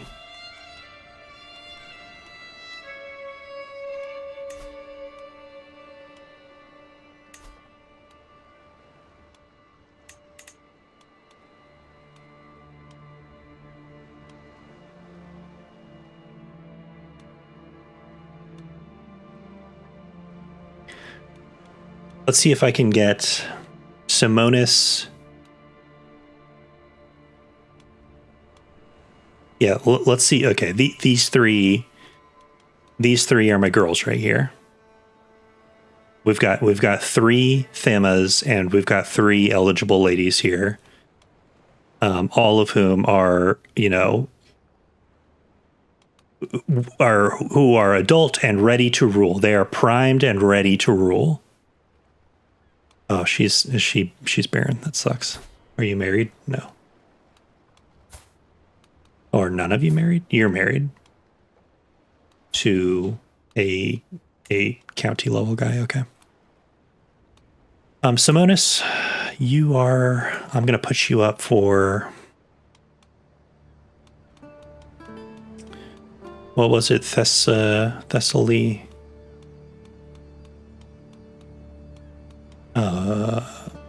Wait, where's here we go. Thessaly, there we go.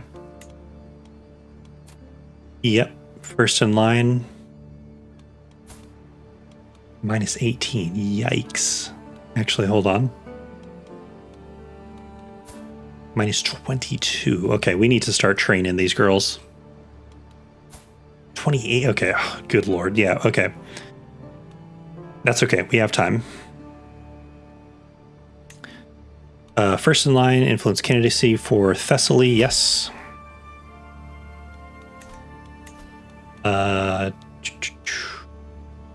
Thessalonica. Actually, I wonder if I can.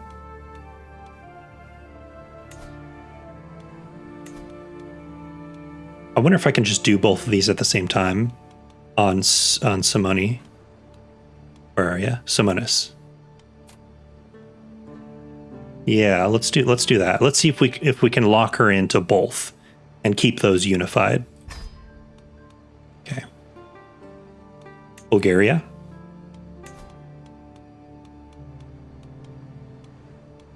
Not you, not you, not you. Minus 22, 28, yeah. So it's going to be Tomais. I'm going to pronounce that. Okay. All right. Okay, so that's all this territory. I do have another female relation. Is there anywhere else I can slot her in? Are we really sure we can't compete?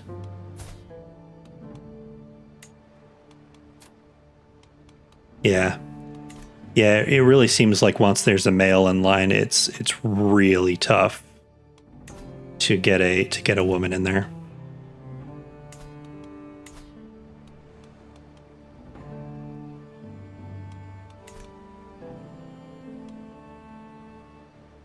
I think that might be as much as we can do for... Oh, hold on. Cyprus only has women in line. Hold on.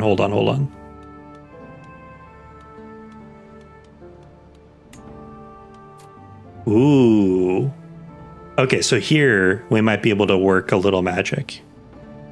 Because there's only women in line.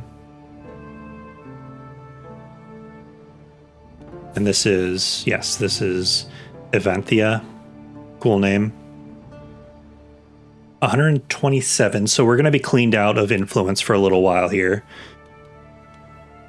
34, pretty good health, but he's a drunkard. So that's going to carve 5 to 10 years off his lifespan, probably. And he's sadistic. Okay.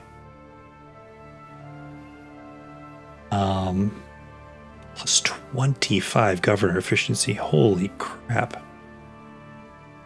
He's got a lot of gold as well. Yeah, let's do this. The problem is he does have... Oh, but his kid has consumption. What I was going to say is he does have a son, which means that he might... If he puts a son in line, it's going to be tough to climb out of that hole. So we might just be throwing away 127 influence right now. I feel like we got to go for it, though. Oh, she's my court physician. Okay. Oh, you know what? We need a new... we probably should have an antiquarian. What we really need, though, is a tutor. Yeah. Do we need an antiquarian right now?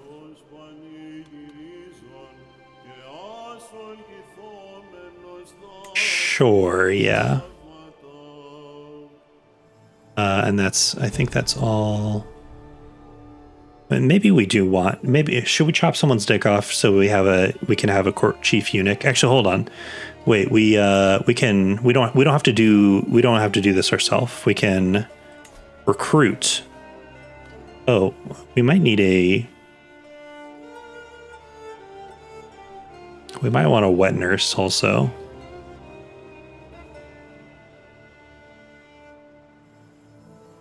Yeah, let's go for let's hire a wet nurse first, and then we can think about a chief eunuch. Okay. You know what, we've been talking so much about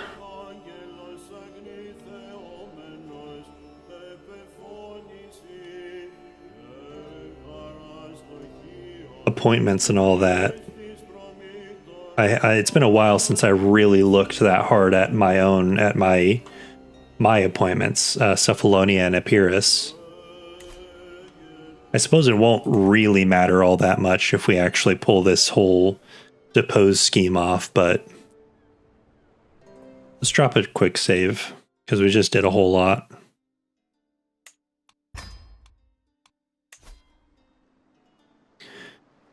Okay, we do have 310 gold.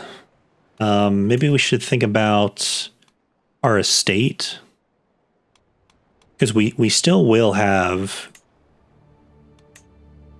Our estate doesn't go away once we become emperor. Been in and out of meetings. Have I missed anything?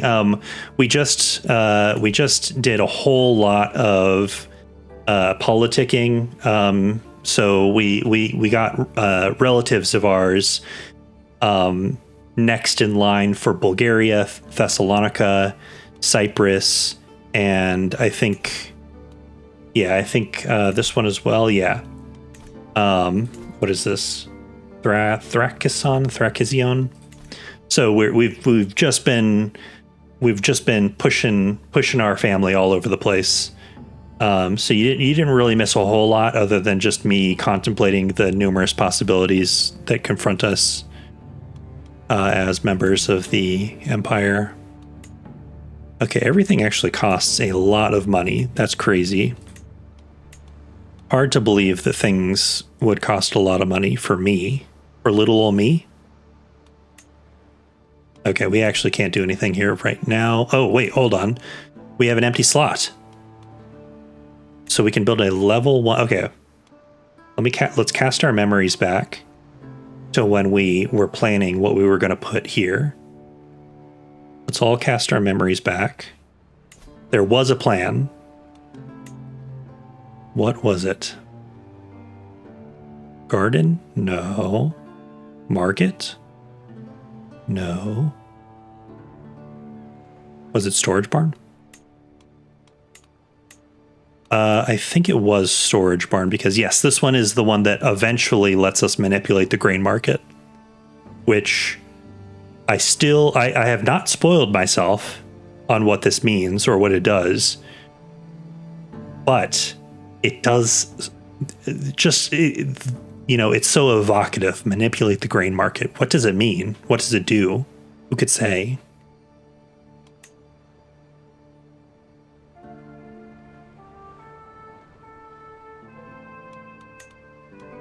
Could mean anything. Did we have a plan for our last building slot? I don't remember. Maybe it was Mulberry Copse or something, or Olive Grove. Was it Olive Grove? I mean, plague resistance.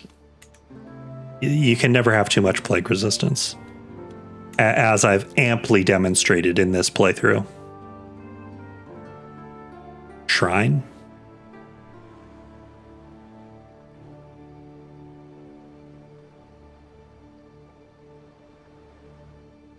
We can figure this out later. Maybe it was market.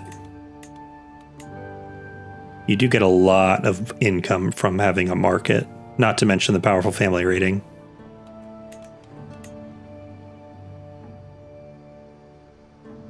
The problem with Storage Barn is that it doesn't really give you a whole lot. Okay, it does eventually give you plague resistance and popular opinion. That doesn't hurt either.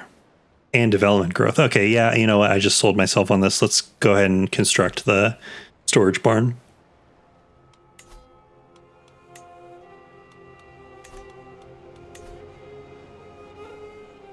Good lord.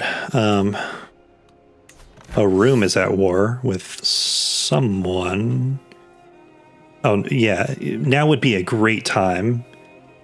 Now would be an amazing time to attack Room, because their armies are probably over here in Trans-Caspania or whatever it's called.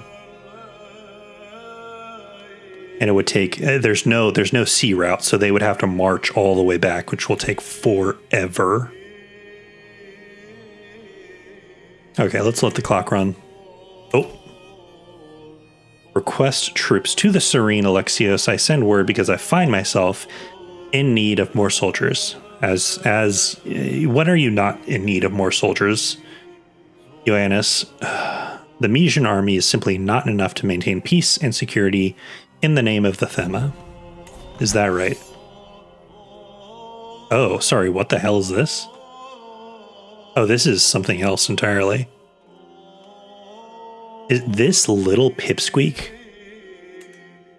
Hold on. This little pipsqueak is trying to attack the Byzantine Empire.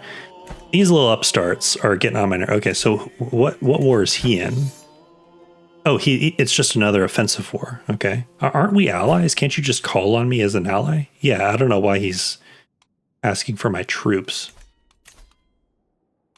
That's fine. We don't need them right now anyway. Transfer the Cephalonian army, which is... Yeah, that's a pretty good army. That's a damn good army. Look at that right there. If you can't win a war with the Cephalonian army, then you're doing something wrong. Except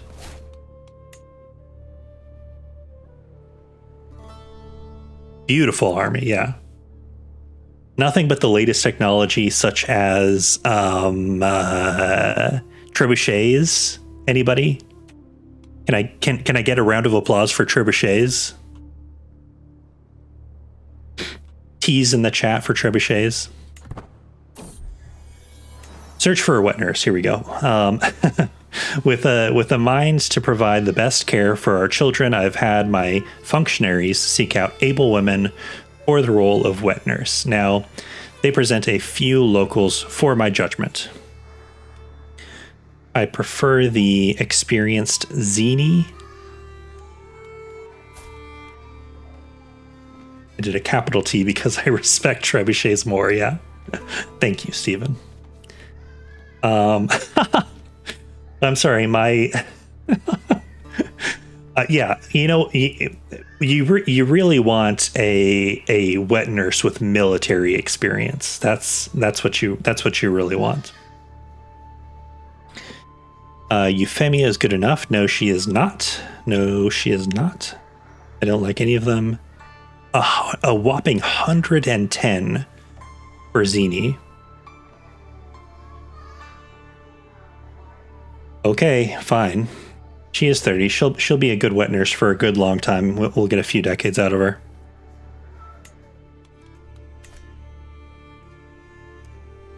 Let's save up a little bit more money, at least get to 100, and then we'll try to hire a chief eunuch. I did forget to always be swaying.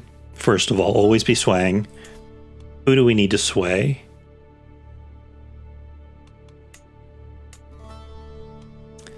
Who are the other powerful families here? Johannes, who loves us. Oh, is she the head of the family? Oh, wow.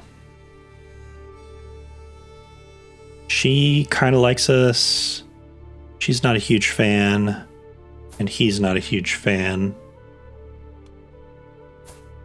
Let's start swaying. He's 48.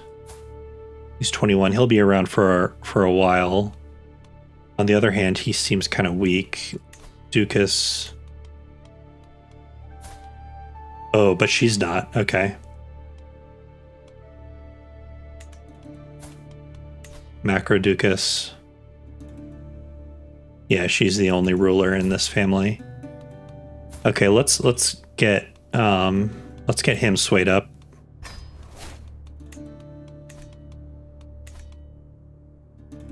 Okay.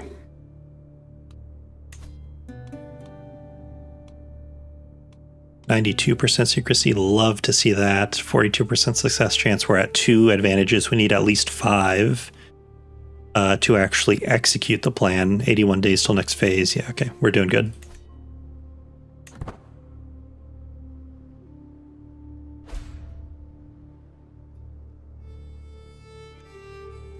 I really hope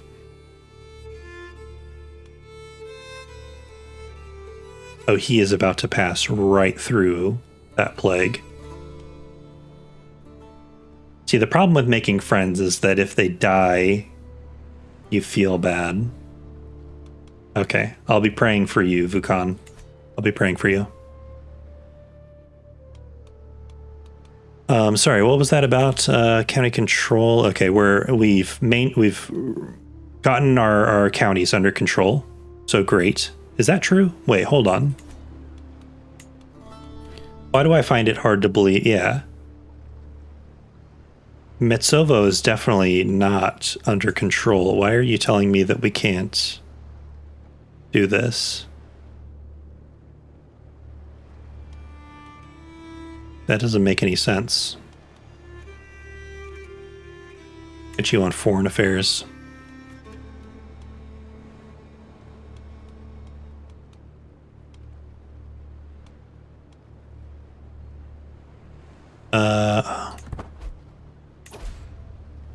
Oh, it's probably because isn't it? It's still,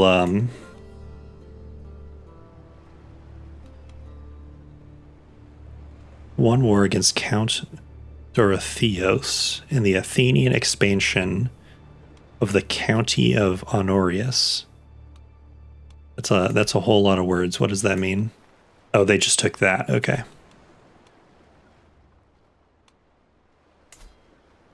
Yes. Okay. So this is why I can't increase control here right now, is because it is occupied by an enemy army.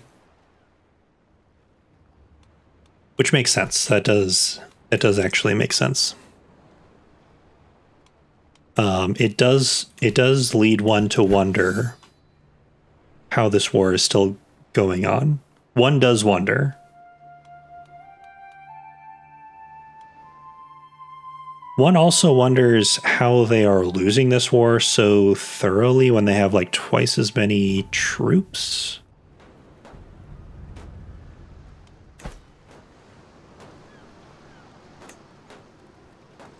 Oh, because the AI doesn't know. Okay.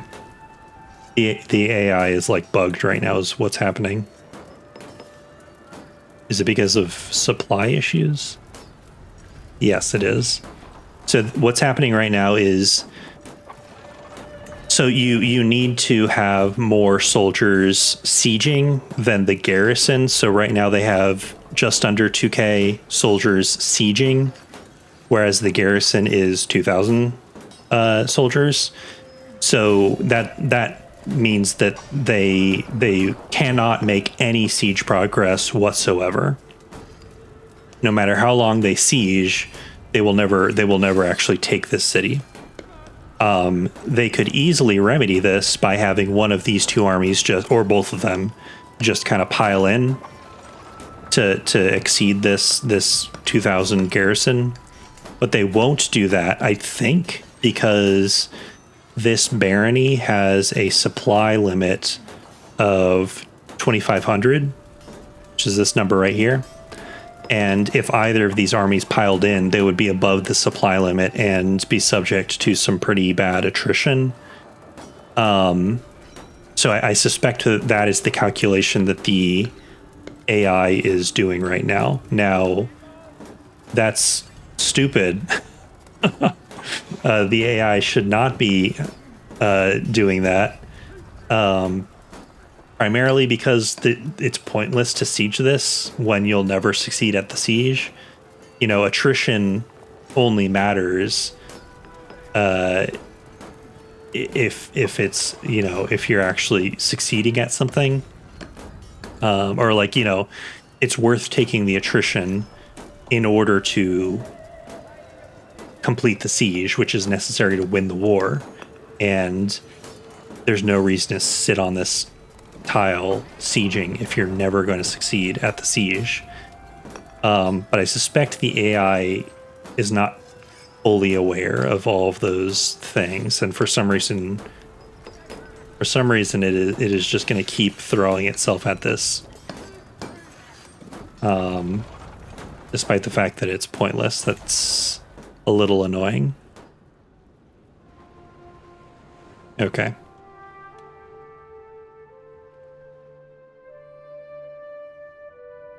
Paradox, if you're watching this, and I know you are, some to look into. Someone file a ticket on that.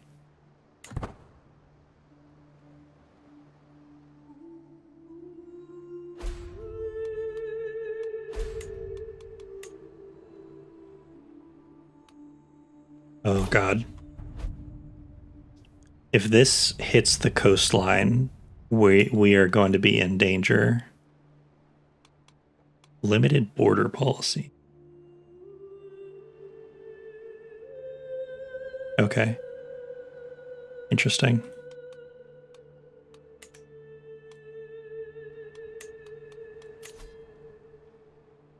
Invitation to Duke Kulin's hunt. He does like us. He is terrified of us. Okay. Oh my God. Okay, we are going to hire captains and we are going to take to the seas. Because there's no way in hell we're dealing with all of that.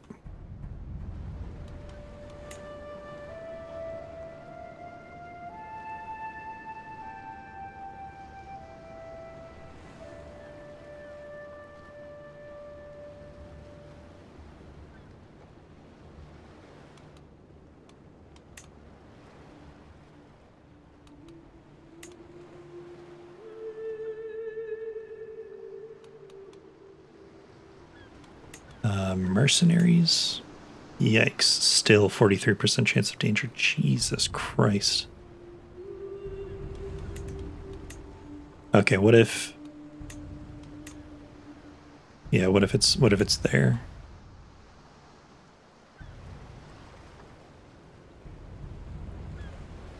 Four %, 9%, still 19%. Good God.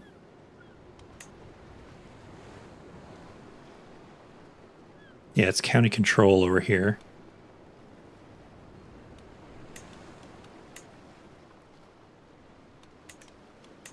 Okay, how would we feel about doubling back a little bit? 20% chance right there.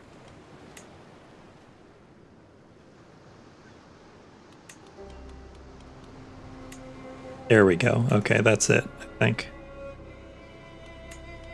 And then on the way back... Yeah, there we go.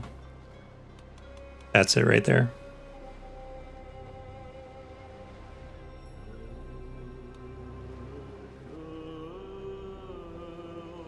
Actually, now might be a good opportunity to grab some of this. Yeah, on the way back.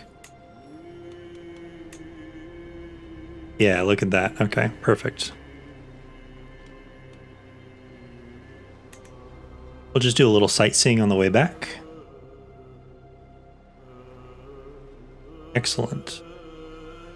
Oh, this is another thing that they added in Wandering Nobles is sites of famous battles. The battle, so most of the like locations are like actual like structures or cities sometimes, but famous battlefields are a new like special like point of interest is what it's called. The Battle of Civitate, I think.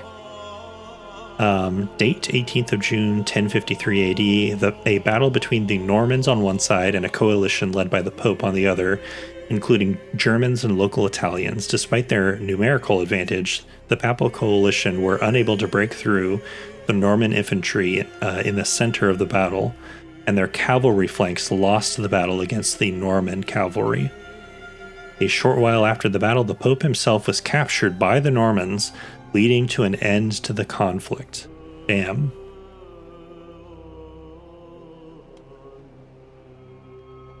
Okay. Let's set out. And while we're doing that, let's just keep a close eye on the I forgot that I still have. Okay, let's switch her to advanced research for the moment. Keep a close eye on this plague situation because again, if it hits the coast, there's a good chance it will. My spy master has come to me with grave news. While we do not, someone is plotting to kill me.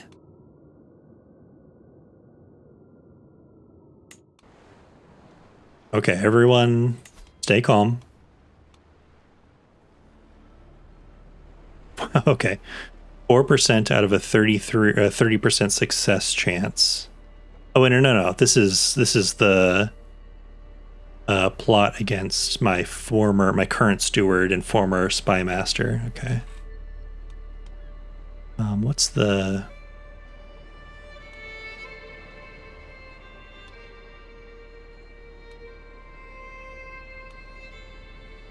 Here we go.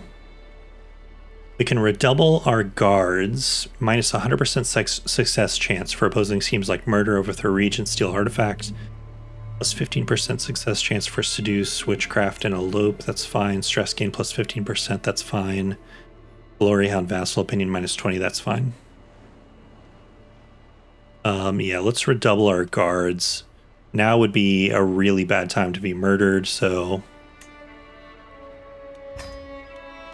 yeah. And also, let's take a quick peek at our regency. Selfless, good. Yeah, fill coffers, yes, okay.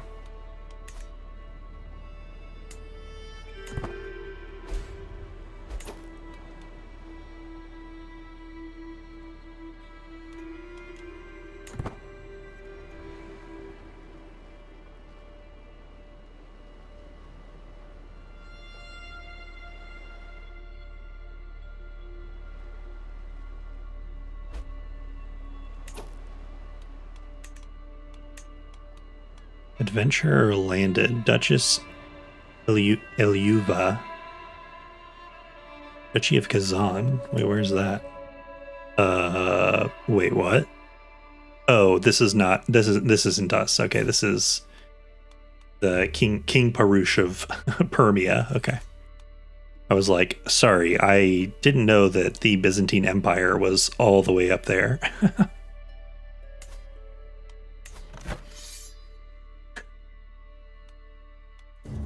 Good lord. Holy Christ. Hungary is strong, dude. What the no, he's not even a military guy. What the heck? Only 2k mercenaries. The other 28k is all him. That's wild. I guess it is all levies, so... Or 25k of it is. It is intimidating, like, looking at feudal armies versus the Imperial army. Like, the Imperial army is... just, like, top-level number is, like, half of Hungary right now. However, it's a lot more men-at-arms in terms of composition than 25k of this is levies, which are basically, like, trash tier soldiers compared to everything else. Whereas it's what 16, 24, 32, about 3,200 men at arms versus our, what is ours, like 3,000? Yeah, so about even in terms of men at arms. But yeah, the numbers, it's very intimidating looking at the numbers. The top level number. We discovered advanced bow making. Oops. Oh, we're very close to knighthood as well.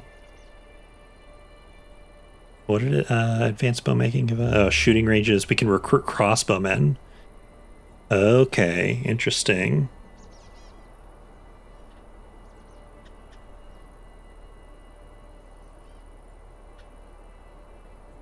Okay, very, very cool.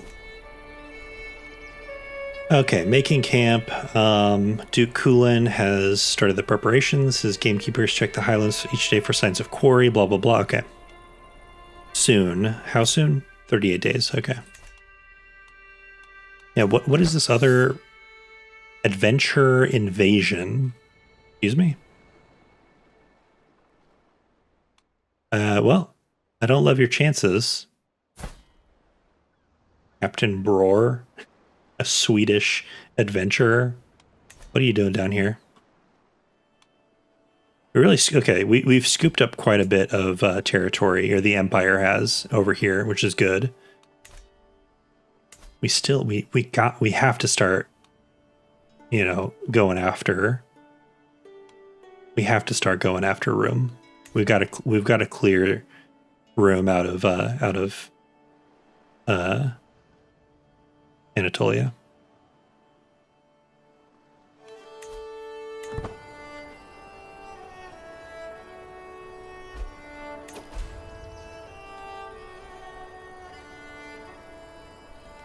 Are you freaking kidding me?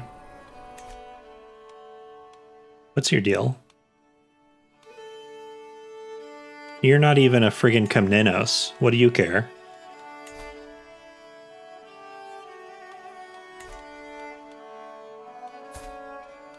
In her. What are my other pins right now? Oh, yeah, sure. Leonardo Fibonacci, of course. Strategitissa, Adrian. I don't really remember why I pinned. Oh no, this is who I just pinned. Okay, Isabella da Piano. Let's unpin her. I don't really remember what that was about. Oh, sorry. What is your deal? What's your problem, lady? You even like me? Someone must have forced her hand. You can kind of like get people to support or oppose candidacy rather. Someone must have twisted her arm. She really likes me more than most people in this godforsaken empire.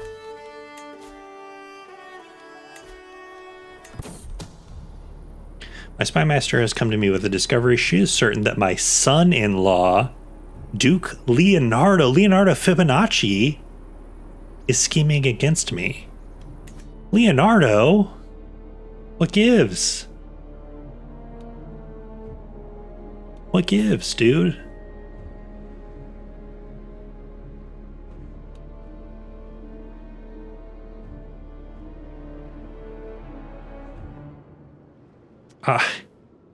Let the traitor be known to all. I can't believe this. You know, we plucked Leonardo Fibonacci from obscurity, from a life of obscurity in Italy, and now look where he is today. You know, he's husband to in one of the strongest families in the Byzantine Empire, married to a strategitissa, which we all know how to pronounce. What more could this asshole ask for? Because he's an evil planner. That's what, yeah. It was diplomacy was never an option with Leonardo Fibonacci. Well, buddy, I'm sorry, but you know, you get what you asked. Knighthood, awesome. Wait, yeah. So I forgot to check. What are we actually researching now? Scutage, okay. Fine, okay. And we've got guilds getting exposure, so 18 years for guilds is the one we actually have our eye on, because it gives us an additional building slot. Okay. This I don't know what I guess it gives us Republican vassal tax contribution. One of the biggest problems I have with Crusader Kings 3 specifically, in terms of like where it falls in the Paradox library of games, is that despite taking place during a historical period where the intricacies of feudal contracts are extremely complex and extremely interesting, it has weirdly one of the least complicated or at least fleshed out vassal contract like system. There's kind of only one. Like, you can modify vassal contracts a little bit, but at the end of the day, it doesn't really matter that much. Like the ways that you can change them are like, you know, you're just moving numbers around a little bit. You're not really changing the core nature of the relationship, and that is so far from like. I mean, we've already kind of talked about what feudalism, how it worked and what it felt like at the time, and none of that complexity is really captured by the CK3 feudal or vassalage system. So all that is to say, scutage contract, or however you pronounce this, is a modifier to a vassal contract. I think it's just for it. It might be for other types of vassals, but I think it's just for feudal vassals. But again, like it just moves some numbers around. It doesn't really do anything that. It's very rare in CK3 that you really pay attention to the special contracts, because they just don't do. It's a lot of micromanagement for very little benefit at the end of the day, which is it kind of sucks in my opinion. Like, you know, the intricacies of you know, vassal contracts should be a central part of gameplay during this time period, and for some reason it's just kind of not. I assume probably because it would be a lot of micromanaging for most players, but still, you know, part of me still wants that. In case you haven't noticed, I'm not really afraid of a little micromanagement here and there. Okay, so what are we hunting for? A hare. Okay. Wait, what? Oh. Okay. Whoa, wait.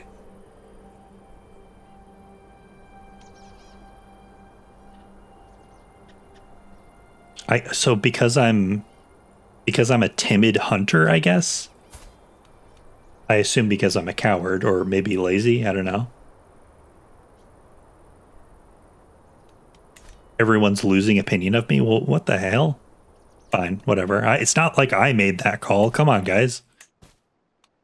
Oh, I can create an accolade. My first accolade.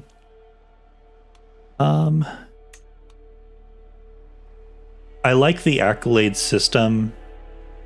I feel like a lot of people say they don't like it. I think what most people say when they talk about not liking it is they don't like the UI, and I do agree. The UI for the accolades kind of is just not that good. But I feel like I do like it overall at the end of the day. Cataphracts are, heavy cavalry. Okay, so maybe we want a lancer. Yeah.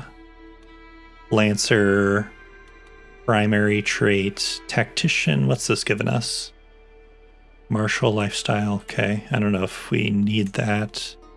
Scoundrel. Valiant. Army damage. I don't mind that. Vanguard. Heavy infantry. Yeah, let's get Valiant. Worthiest of the battle line, and that's gonna be Alexandros.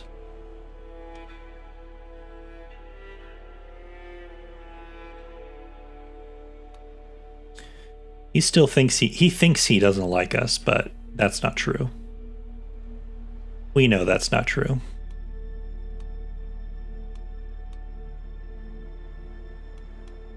Yeah, let's create this accolade.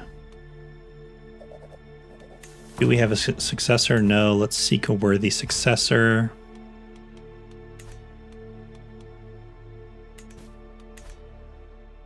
Okay.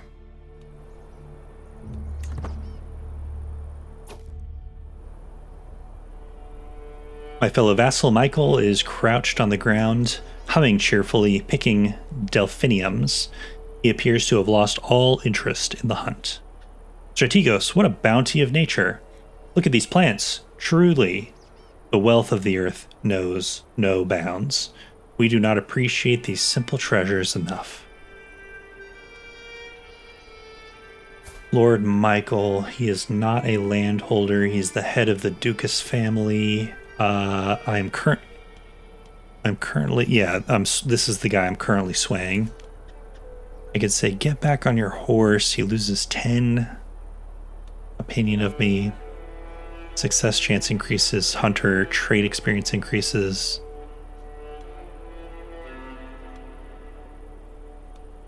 Oh, is there? Okay. There's nothing I can do to improve his opinion right now. Yeah, I think actually get back on your horse is because I could do this, but then I lose, or I gain 46 stress. Oh God. Okay. Yeah, we're just gonna tell him to get back on his horse, and he's just gonna have to deal with that.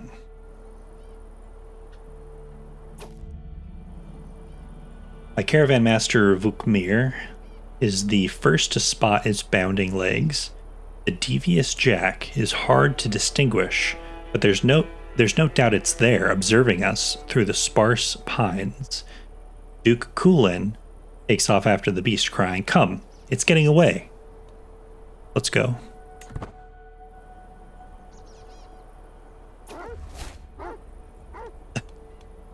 Okay.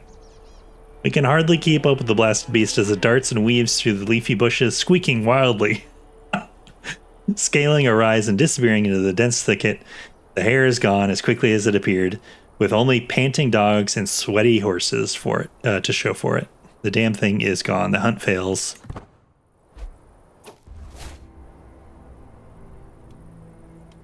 We still get, oh wow, okay, we still get 15 trade experience. Damn. Okay, that's okay. It was still worth it.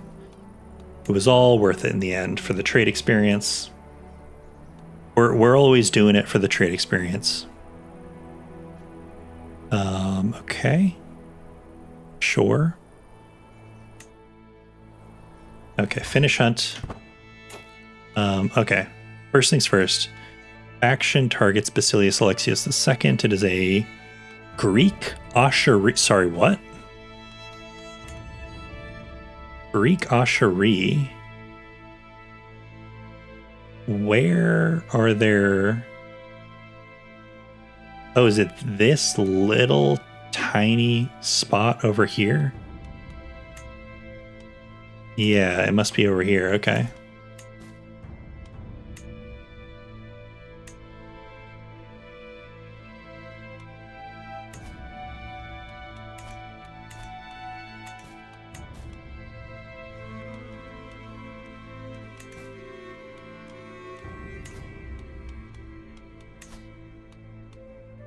Where am I? Here we go. Actions against my liege.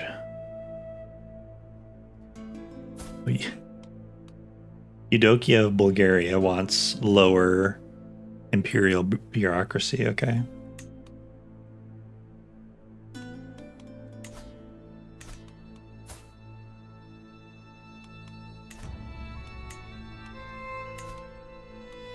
Yeah, it's just this one little tiny province wants what, independence or something. Thanks for the follow, Alexia. Okay. Let's head home. A study in martial. Sandalj, the local captain, and a few of his officers greet me as my entourage enter the military camps of Glamorc. Don't know how to pronounce that C, so I'm just going to pronounce it Glamorc. I quickly dismount, eager to inspect the local barracks, positively brimming with activity. I nod, appreciating the organized chaos I am observing. Now, what would my lord want to do next? Sandalj looks at me expectantly. I wouldn't mind some sparring. 46. Jesus, craven and lazy. Strike again. Okay. We might get 63% chance for +1 martial. That's not bad. We're not going to do that. Or I could just peace out. We are at 0 stress right now. Let's go for the +1 martial. Yeah. Yes. Awesome. Tentative. Oh, he lowered his border law. Okay. Don't know why he did that. Okay, what's my Oh my god, I was like, what's my martial at now? Still 5, still only 5. Okay.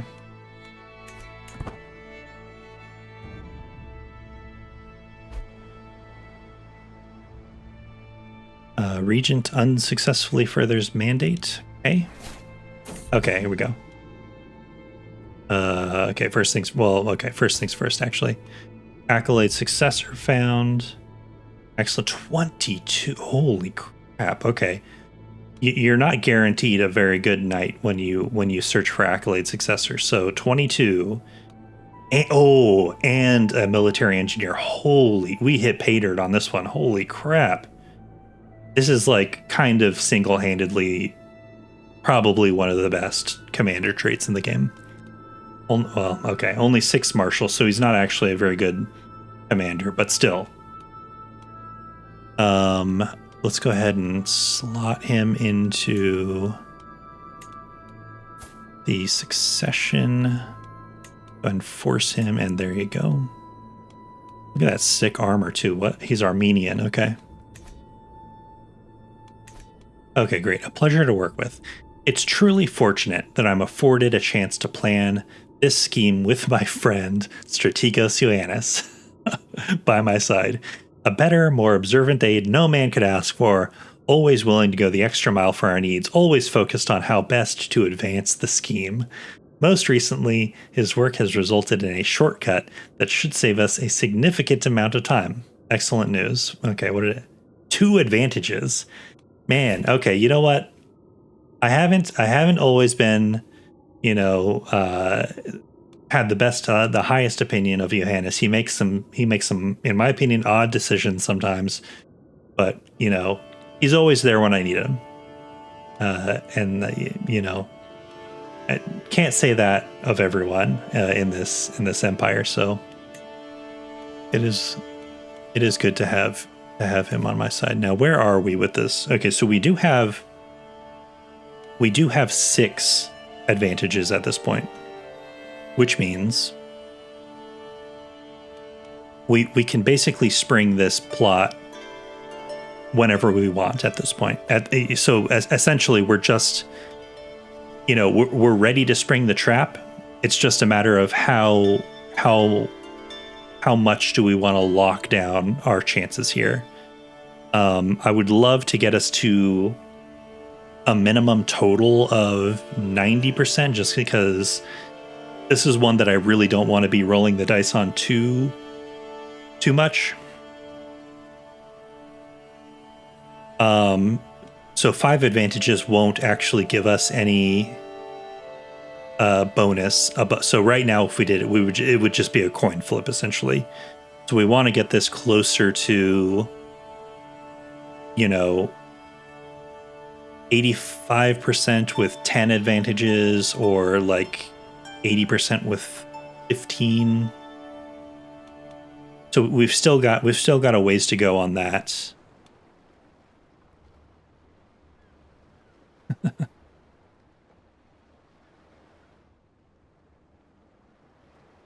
This is the murder plot against us currently has a negative 85% success chance, 17% secrecy. So hopefully we'll root out the true culprit there before long. 70% chance they can't hold out forever. Okay. A schemic core. My spymaster has come to me that she is certain that my niece, Eupraxia, is scheming against me. I can hardly believe my ears. Eupraxia.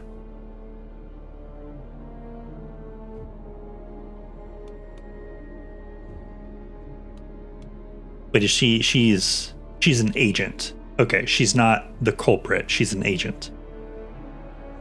And first Leonardo Fibonacci, now Eupraxia.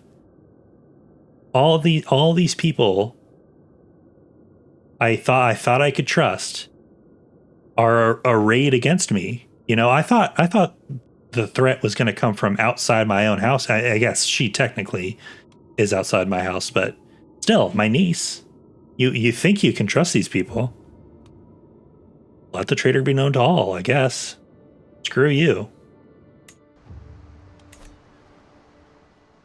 Unbelievable. Michael IV is not swayed. The bummer. What's going on over here? He's got a little tyranny war.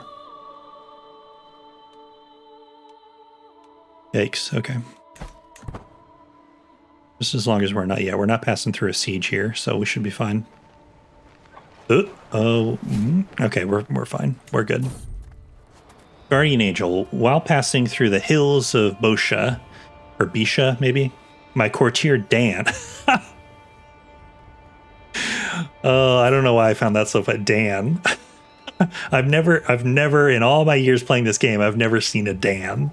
I don't know why that tickles me. My courtier Dan is moments away from triggering a snare trap, but is warned in the nick of time by my Marshal Alexandros. Dan, you need to be more careful, Alexandros admonishes, concern evident in his voice. Dan offers a sheepish, grateful smile in return. Thanks, I owe you one.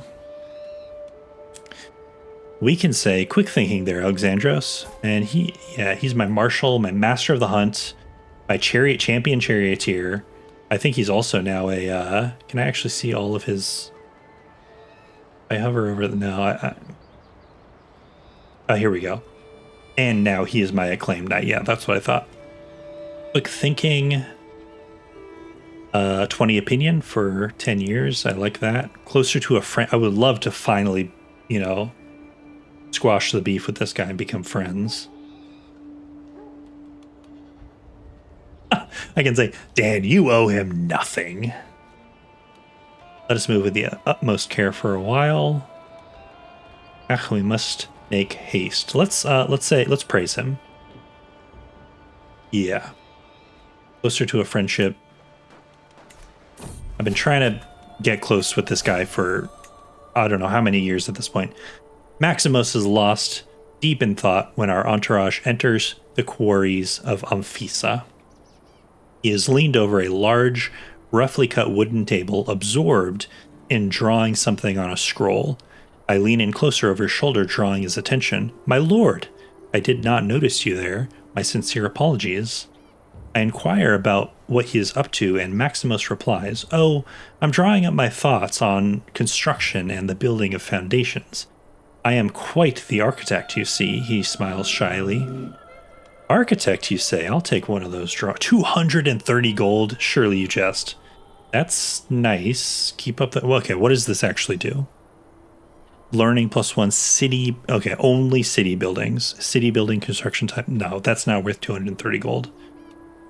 Keep it up, Maximus. Keep doing whatever you're doing, buddy. See ya. Okay, but we do have another perk. Oh, a learning perk. Okay. Faithful science. This could potentially help us once we take over the empire with this depose scheme. We will be the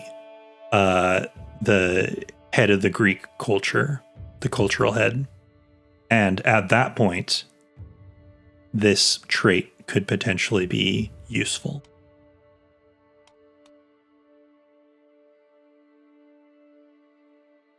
This one is also pretty good too. Wards get additional skills and might become your friends.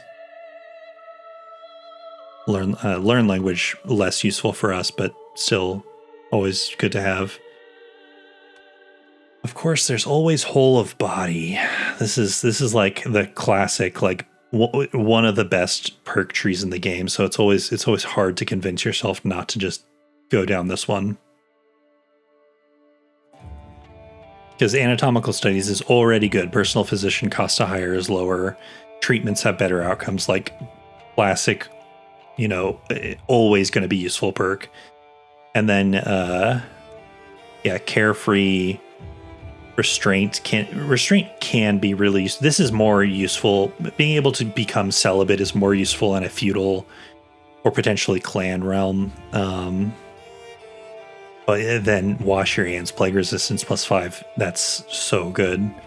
Reduced chance of contracting illnesses. Reduced chance for courtiers to contract illnesses. Like, that's so good, dude. And then know thyself. You get a heads up a year out from your death that you're about to die.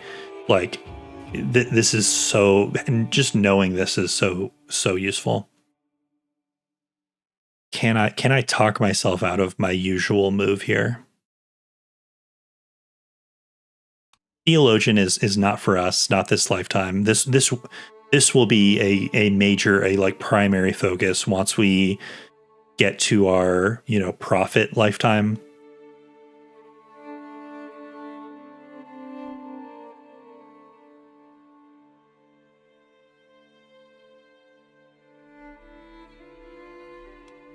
Yeah. I don't see anything else being as useful as the whole of body tree for us this time around. So it's just going to be, we got to go down that route. Rival's End. What is this? In the dead of night at our camp near Neopatras, I step out quietly. What is that sound? That's when I see it. My wife, Zofia, tiptoes to my acquaintance Konstantinos, who is dozing on a slope.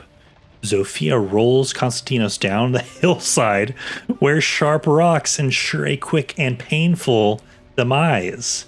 Zofia quickly scans the area, unaware that I've seen everything. So he's already dead. We can't save him.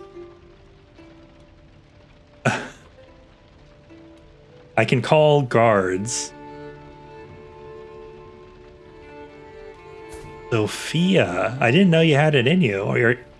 I guess she is callous. She's not like sadistic or anything. Damn. What was her rapacious villain? Okay. Very cruel. Okay, fine. Yeah, I guess that does make sense. I saw nothing, I guess. I feel like there's very little upside for me revealing this and imprisoning her. So yeah, I saw nothing. But this does mean that my steward is dead now. By God, there has been a murder.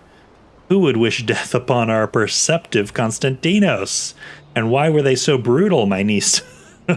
My niece Tamais continues. Yes, indeed. Who would ever dream of doing something like this to poor innocent Konstantinos, Sophia says. In the corner of my eye, I can see her holding back a chuckle. Good Lord, woman. Okay, so I can still be like, oh, it was her. I saw it. Oh, no. I can put the blame on Tamai. Oh my God. No. Aren't you part of my scheme? You're part of my schemes. I think I don't want to do that. This is the telltale work of a bear, no doubt about it. We should move on. So there's a 50-50 chance I gain some intrigue here. Miss Angelos, what's your whole deal? Vindictive empath, dark empath. She already doesn't like me for some reason. Because she's ambitious and she's a title claimant. Okay. And she is vengeful.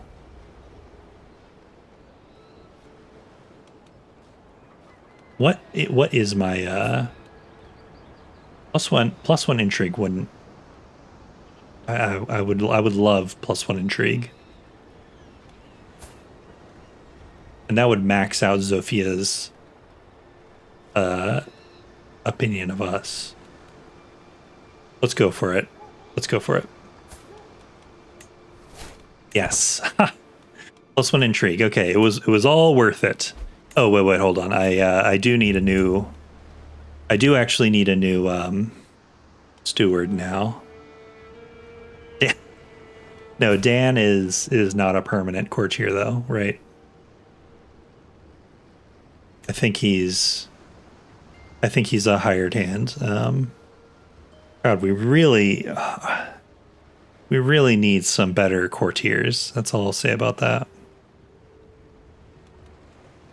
I'm not sure. Yeah, hold on. Let's wait until we get home. Yeah, there we go. Travel. We arrived. Yeah, okay. Regency ended. Power sharing ended. Okay, great. Okay, so who's still available after all that? Do we have anyone who's even remotely... Oh, Sharena. She doesn't... the problem with putting Sharena in there, she is not our biggest fan.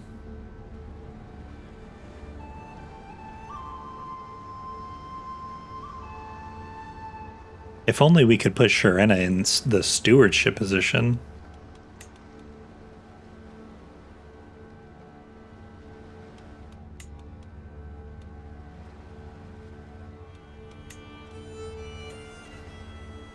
Is a 5 really the best we can do? I feel this in my soul, like it's like a nail being driven into my soul, assigning a 5 to a council position. I think it's got to be done though.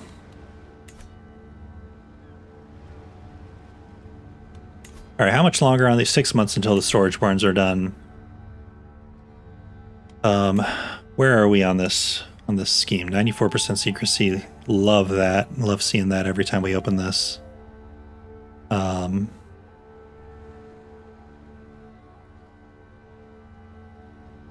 I would really love to get this murder Strategos Alexios off the board, but it is what it is. We have a fair amount of money right now. We could build. How much is a new holding going to set us back? 300 gold. Let's.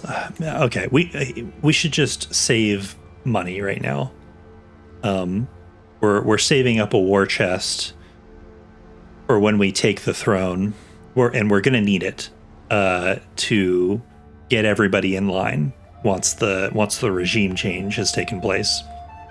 And when I say war chest, I'm not talking about, ideally we completely avoid any kind of civil war, any kind of vassal war. I am of the mind that pretty much any vassal war is, you've done something wrong. You should ideally never be at war with your vassals. I feel like maybe a month and a half ago, I was watching a stream. I won't name names.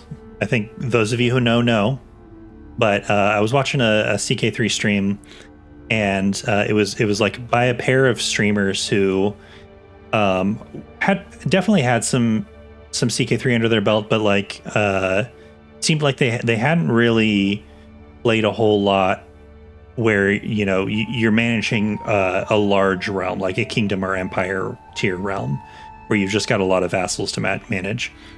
And they kept getting into these. It was like one vassal war after another, basically, and they were winning the wars technically. And it was a situation where they felt like they were winning because they were winning the wars. But it's like, you technically, yes, you are winning the wars, but all those wars are weakening your vassals, which means that they're weakening the realm, which means they're weakening you as the ruler of the realm. And it's just causing chaos, and all that money is just going into war. It's not going into building up your economy. It's not even really going into increasing the size of your armies. It's just going to maintain your existing armies. You're not expanding, you're not really doing anything. And at a certain point, sometimes it's unavoidable. And it is what it is. But like, for the most part, you really want to be avoiding fighting your own vassals. And as soon as you win a vassal war, it's time for a charm offensive. Like, you can't just like keep putting down vassals and keep cycling through new vassals, because you're just not, your realm is just getting weaker and weaker and weaker that whole time. It was just I don't know, I didn't want to be too pushy in the chat because you don't want a backseat or whatever, but it was hard to watch, because it's like, guys, for the love of God, have a feast, do something, like go take everyone out on a hunt, do something to get your vassals on your side, so you can stop with all these friggin' civil wars, because you're not getting anything done. Just to drive the point home, they started. So they took the crown of this kingdom. It was Hungary, actually. They took the Hungarian crown. When around the time they took the crown, they had 1,000 gold in the bank. By the end of that stream, they were in debt, and they hadn't built anything. They hadn't thrown any events. They hadn't hosted any feasts or hunts or anything. All of that money went straight down the tube of just fueling their civil wars. And it's just like, I need you to look at that number and understand that you just spent like 1,100 gold on nothing. Like, you're not winning anything. The situation is bad, in fact. please have a look at the situation objectively and understand that you are not winning. You cannot win a vassal war. You're only losing. So all that said, when I say building up a war chest for when we take the throne, I'm not talking about a vassal war. I'm talking about, throwing feasts. I'm talking about hunts. I'm talking about gifts. I'm talking about getting everybody in line, making sure everyone is happy with the new, world order. We are trying to get everybody to just accept the new way of life, essentially. Oh, we got the last one was learning, right? Likable. Here we go.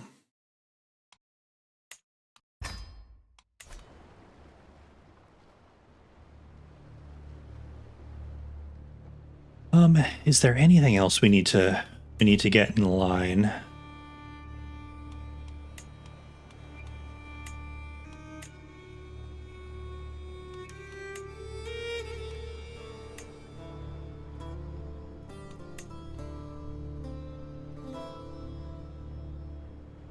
Yeah, all of our the Black Bull. Can I front seat drive? You have a advice for me? What's going on? Welcome to the chat, Black Bull.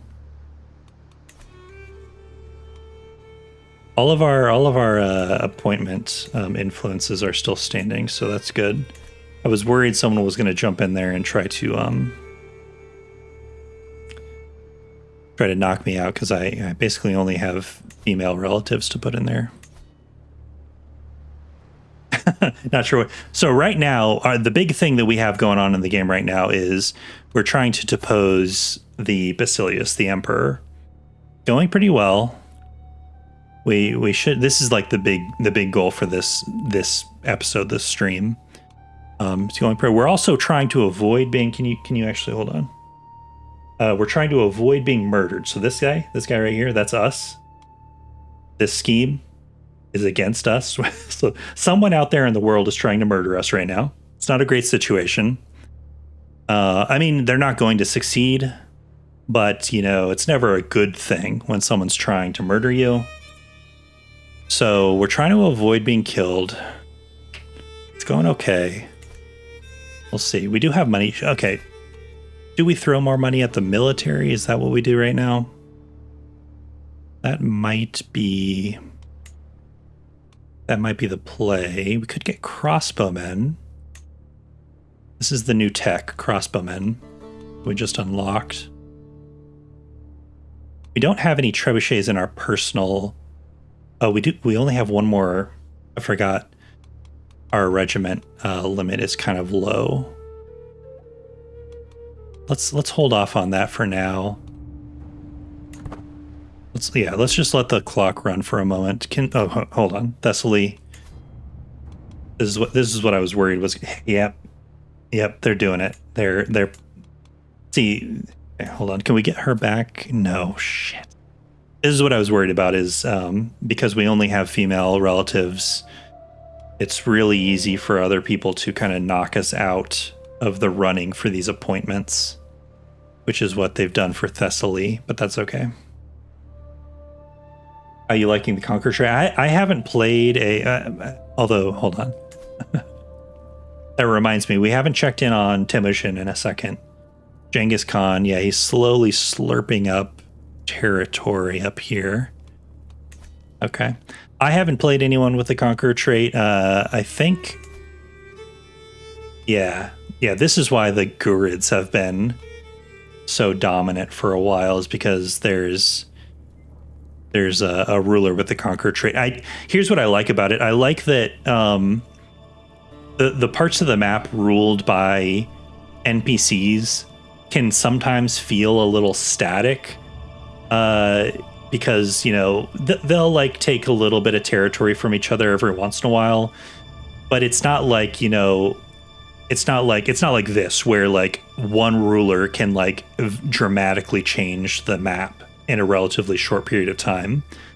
And I like it because like it feels like the world of Crusader Kings 3 feels more alive when every once in a while someone pops up and kind of acts like a player more so than the NPCs usually do. in terms of just being super aggro. So I do like that in that capacity. That said, I haven't actually gone toe to toe with a conqueror yet. So maybe my tune would change a little bit if I was actually dealing with one more directly. But so far, I do just like it in the sense that I can look up and see like, oh, look at that. That's interesting. Something happened over here. Because like before the conquer trait, you would get Temujin maybe and the Seljuks maybe when they pop up in Persia, but you really don't get a whole lot of situations where an NPC will just get really aggro and change the whole face of the map, it's cool. I like it.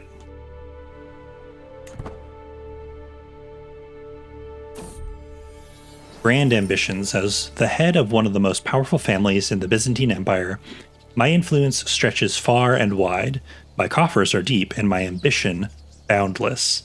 Basilius Alexios is unworthy of the throne, a mere thread in the empire's grand tapestry. Backed by the eminence of House Angelos, I am well equipped to restore glory to our great empire. My actions will not only shape the future of my house, but echo through the annals of history. I'm not sure what... okay, let's see what this is. Let the fate of Constantinople be reforged in steel. I'll get an unpressed claim. The Byzantine Empire get a secret plotting a coup. Is this because I'm planning to depose him? This feels different than that. Yeah, see, it's started a depose scheme with formidable ambitions. Silent subterfuge shall dethrone the Basilius, not war. Lose 600. No, okay. No. The time is not right. I mean, I guess I'll take this. This is an odd event to get while I'm already actively plotting to depose Alexios II. Wait until the HRE gets one. Yeah. Yeah, I suppose. Yeah, that's what I'm saying is like it's a very fun thing to watch from a distance, but I'm not sure I would love it if I was getting like absolutely like bowled over by a crusader, or not a crusader, a conqueror. I don't have a Discord. I just do this for fun. I guess we'll take this. Okay, we don't have any stress. It feels weird to choose this option given that we are literally about to depose him, but I feel like I don't really gain anything from doing this. I don't really gain anything from doing this. So yeah, the time is not right, I guess.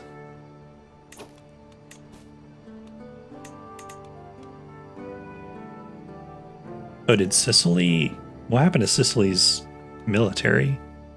They had like 3,000 more troops a second ago. Is this the same guy? Yeah, it's still William the Lewd. I don't know how he managed to lose 3,000 troops. Okay.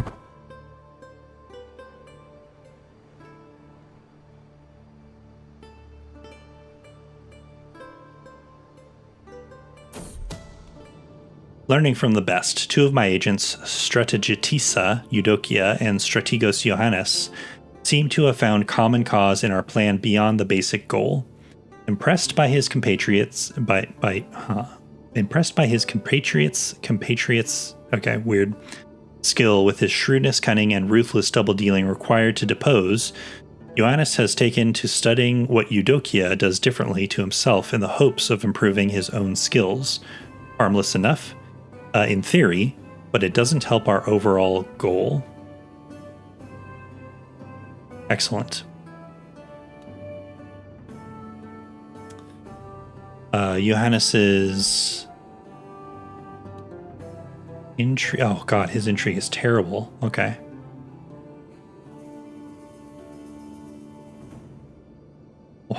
Regular, okay. I don't know what that, okay, interesting.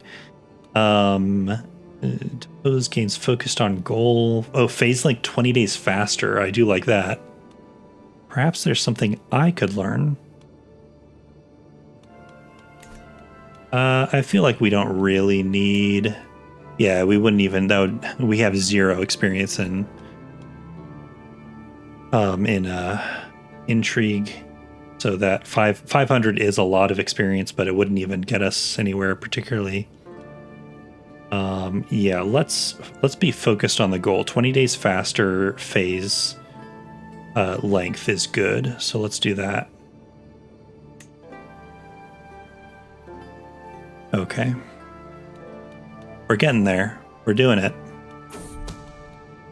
Close working conditions. Johannes.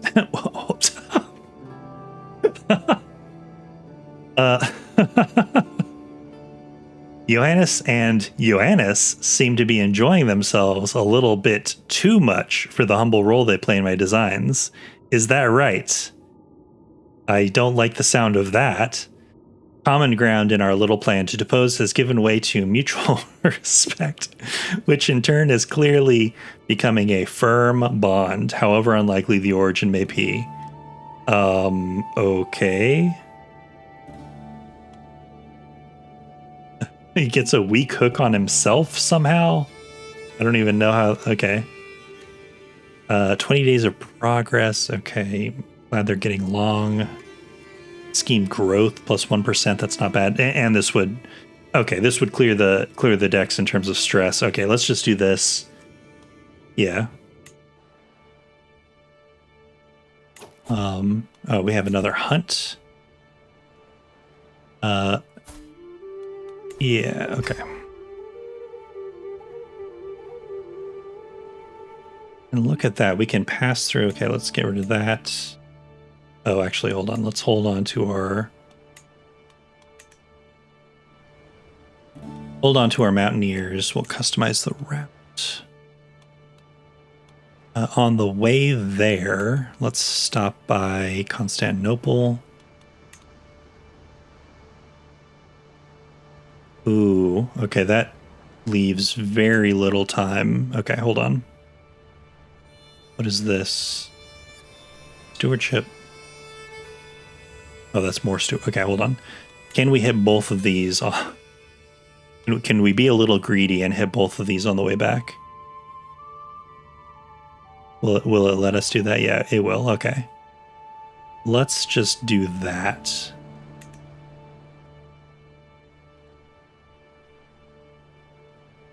Yeah, and then, oops. Didn't even know you can move that window. Oh, we also could, well, that would lower safety. Let's just do magnificent horses and mountaineers. There we go. Okay. Press start. Hope it goes well.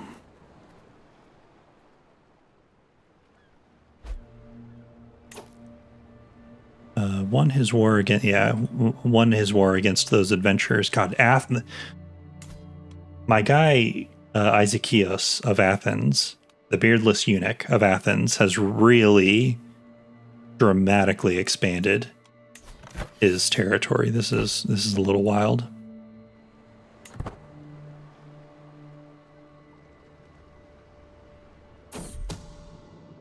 Learning on the job. Of those I've chosen to involve in this little scheme, God, every single time. Strategitisa Eudokia is probably not the absolute most skilled.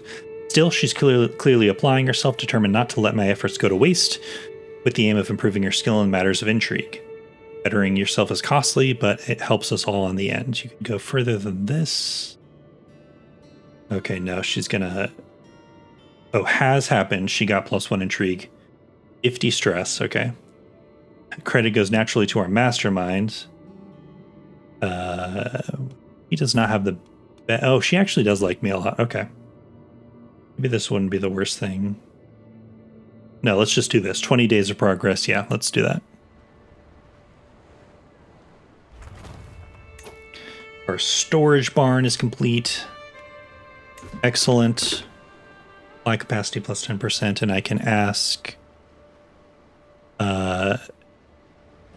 for domicile building support. Yeah, okay. 250 for the next upgrade. We still only have level 1 pastors. Leave that alone for now.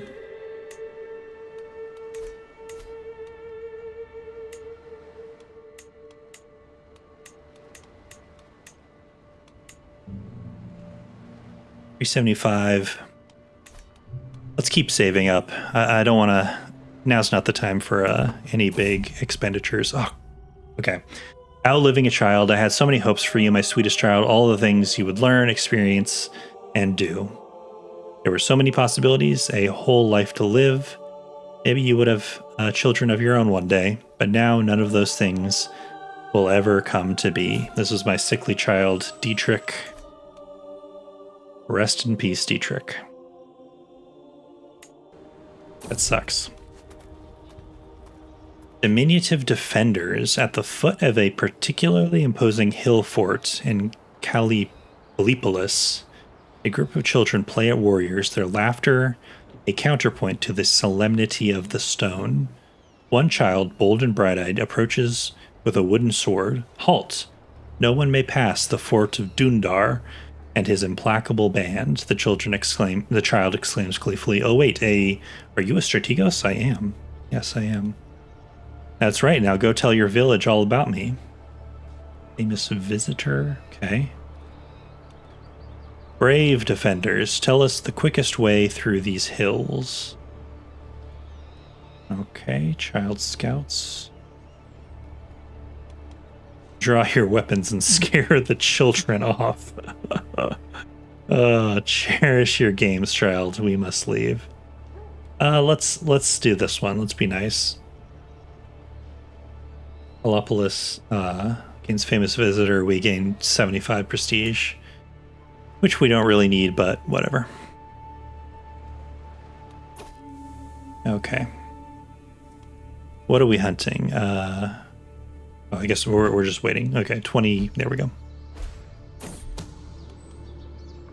Thick as thieves, since recruiting both Isakios and Ioannis to my scheme, the pair have become rather amicable with one another. It seems shared tasks and mutual concerns have brought out a little spark of kindred recognition in the two reprobates. Their understanding is nothing serious, yet but a little nudge could see true friendship blossom. I don't think I'm very good at this. Yeah. 8% something good happens, 92%. They just don't like me, okay. Kindly focus on the task at hand. Don't talk. Maximum success chance plus 10%. We don't really need that. Good for them. 20 days. This is okay. Yeah, this is what we're gonna do. Good for them. Ezekias replaced Lord Hierothios as the. Oh, hold on. Agent removed from scheme is no longer. Okay, hold on.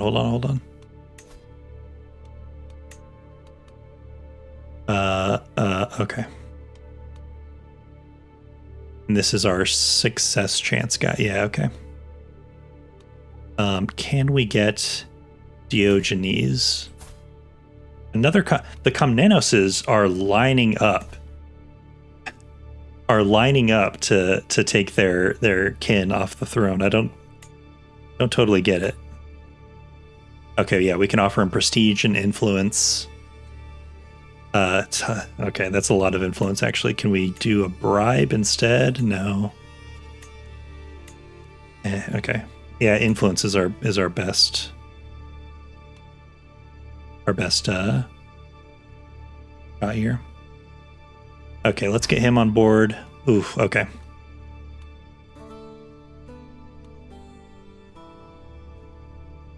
I don't know. Why is this a little monkey? Okay. All right, what are we hunting? We're hunting a hawk. Oh, no, we're hawking a bustard. Find a group of bustards. Don't know what that is. Prestige mediocre.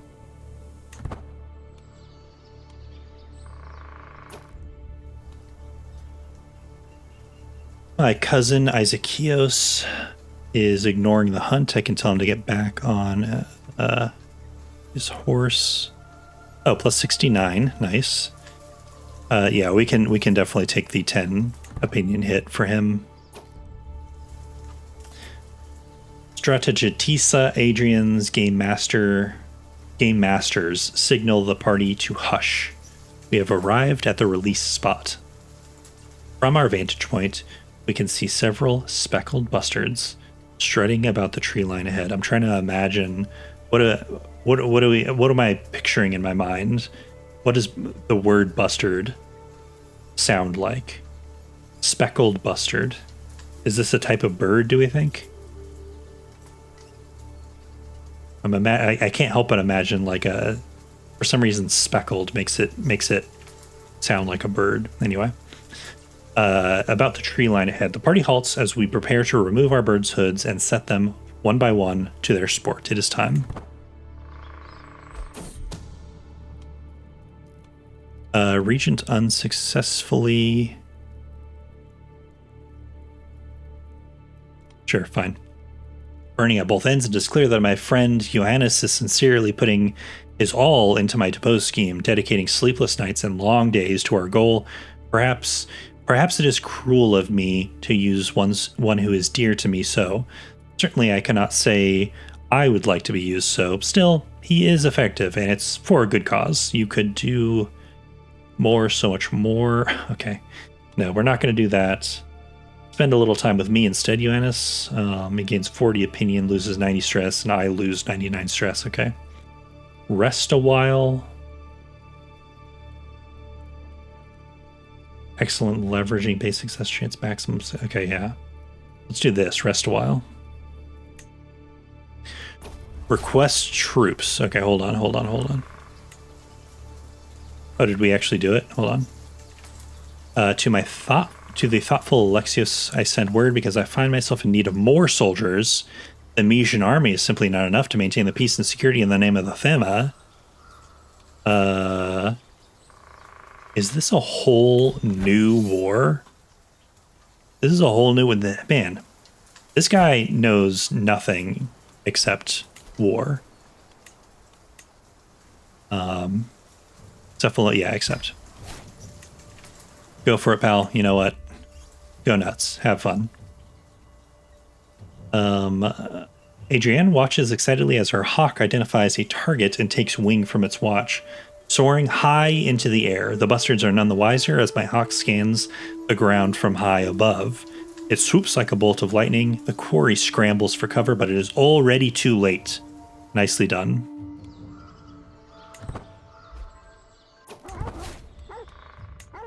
$15 Falconer experience. Excellent. Love that. Traveling traders as stroll around the market. I will say, I love this DLC. I do feel like this is Wandering Nobles. Both apparently Wandering Nobles, but it feels like this started with the last one, the admin DLC. I forget what it's called now.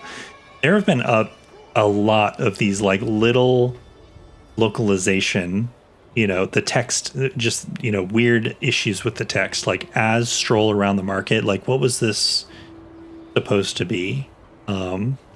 As we stroll, maybe around the market of Sibyl.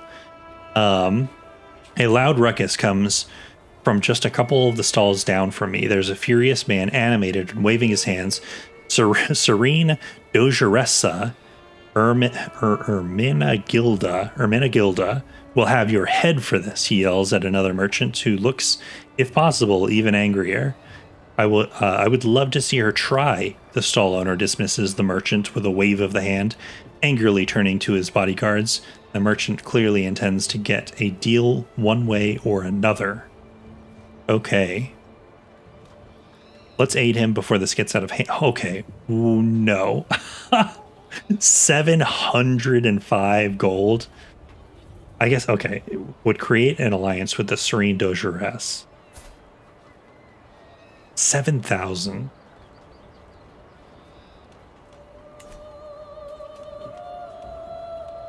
That's a lot of money, though. I don't think we need it. Seems like the perfect time to make some coins. Stewardship challenge against Ugolino. 57% chance. Ugolino pays 230 gold to me.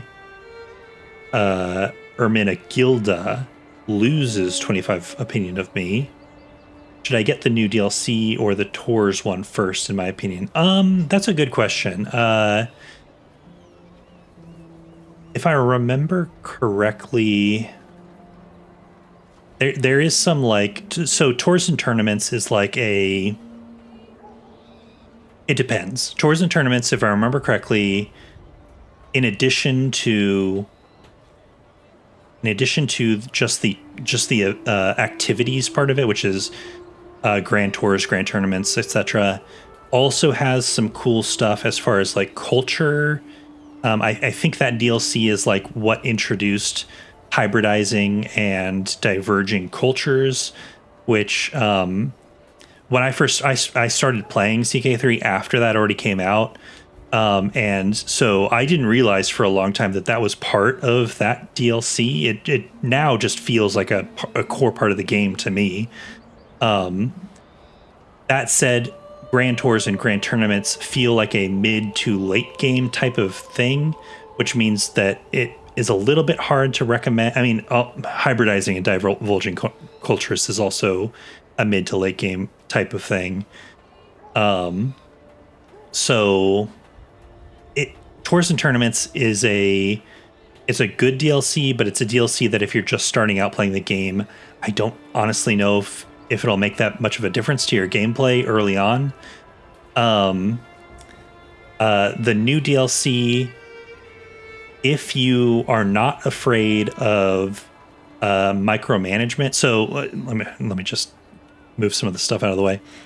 If you want to play like the new admin realm stuff, or I mean, here's what really tips it towards the new DLC, in my opinion, is like the wandering adventure or landless adventure play is such a great addition, and it's something that you can play. You can start off as a landless adventurer. You could become a landless adventurer if you don't like how your game is going, and just like continue playing that way. Landless adventure play really is what tips it. I would say the new DLC, if you're trying to decide between them, purely for landless adventure play, because it gives you some really fun options right off the bat. I would say if you're thinking about it, if you're interested in the Byzantine Empire specifically, which is what I'm playing here, I would say get your feet wet playing a feudal ruler first. That'll get some of the basics of the game. Get you familiar with some of the basics of the game, because admin realm play is very micro focused. Like there's just a lot of micromanagement involved. And you'll be, I mean, the base game is really enough to overwhelm most people when they start playing. So I can't even imagine what it would be like to start playing the game in an admin realm.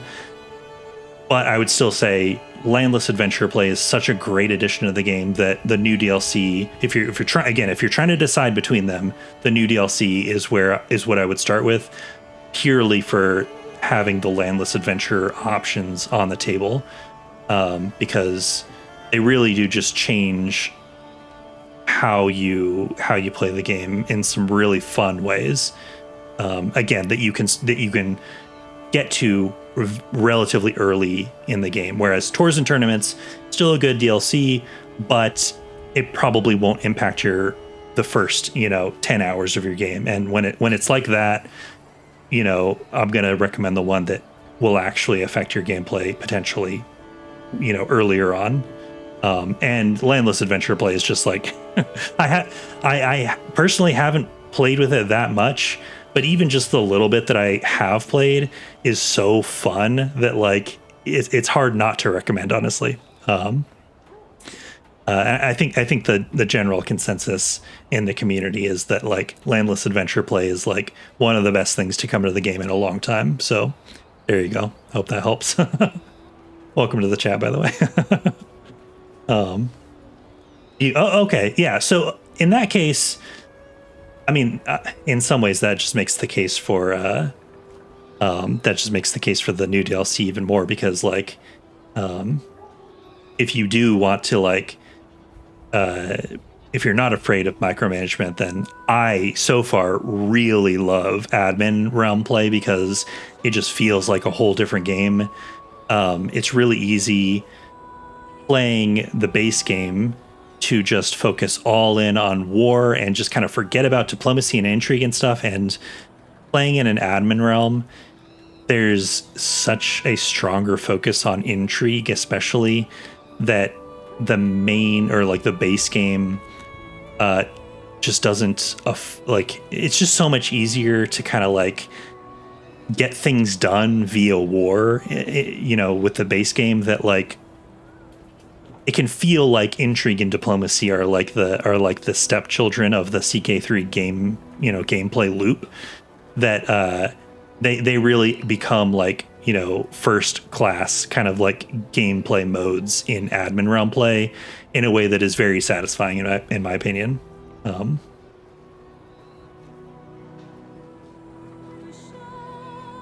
Maybe okay, so here's it's always tough to remember, like, because every DLC is like kind of paired with a free update. That's what I was trying to remember, is like, did the culture stuff, did that get packaged with the DLC, or was that part of the free update that landed at the same time? So maybe that was actually part of the free update that just like came out at the same time. I can't remember off the top of my head.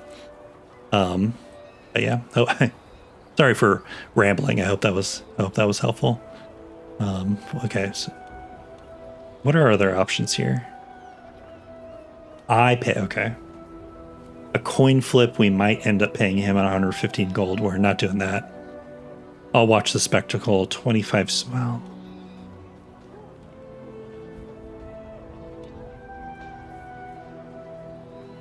we might get 230 gold. And I don't care about pissing off the Dogoressa.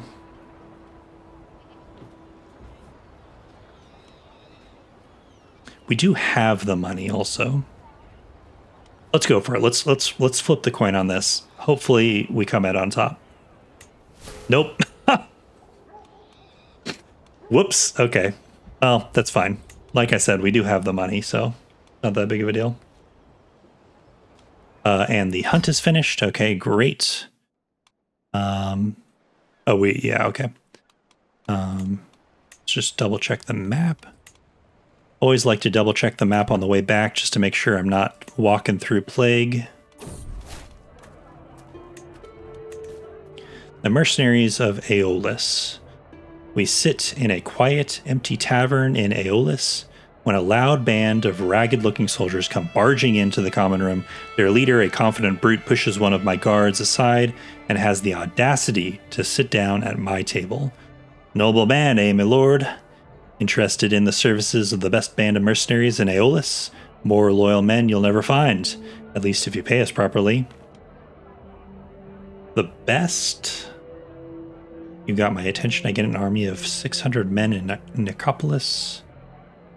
I have the perfect job for you. Oh, okay. 100 gold for a... I don't know, maybe a bodyguard would be... Yeah, because there is a murder plot against us. Maybe it wouldn't be the worst thing in the world to have a bodyguard.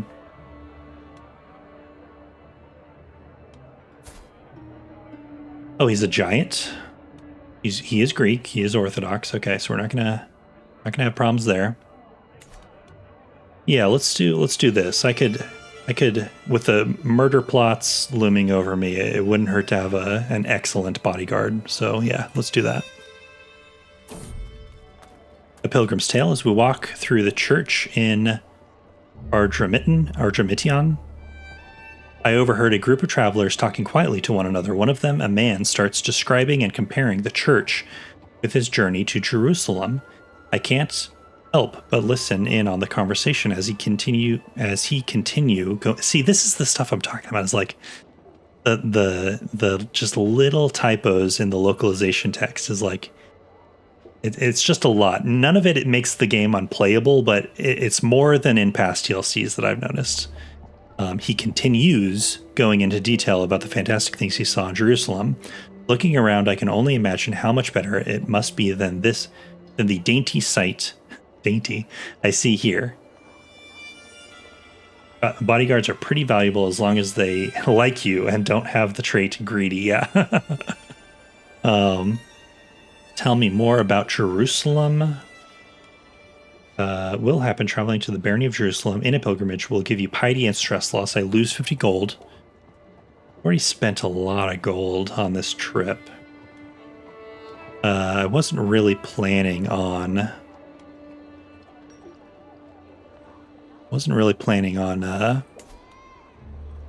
doing. Is this Dissolution War still happening? That's wild.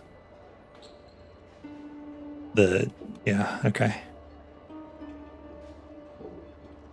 Sure, okay. I mean, that's good for us because we really don't want Egypt to dissolve until we control the Byzantine Empire, because ideally we get the empire title, Egypt dissolves, and then we scoop up all the little guys before the Abbasids, because they're probably going to jump on the opportunity. Anyway, I really don't want to spend any more money, so I think it's going to be, even though we don't have any stress, it's going to be the second option.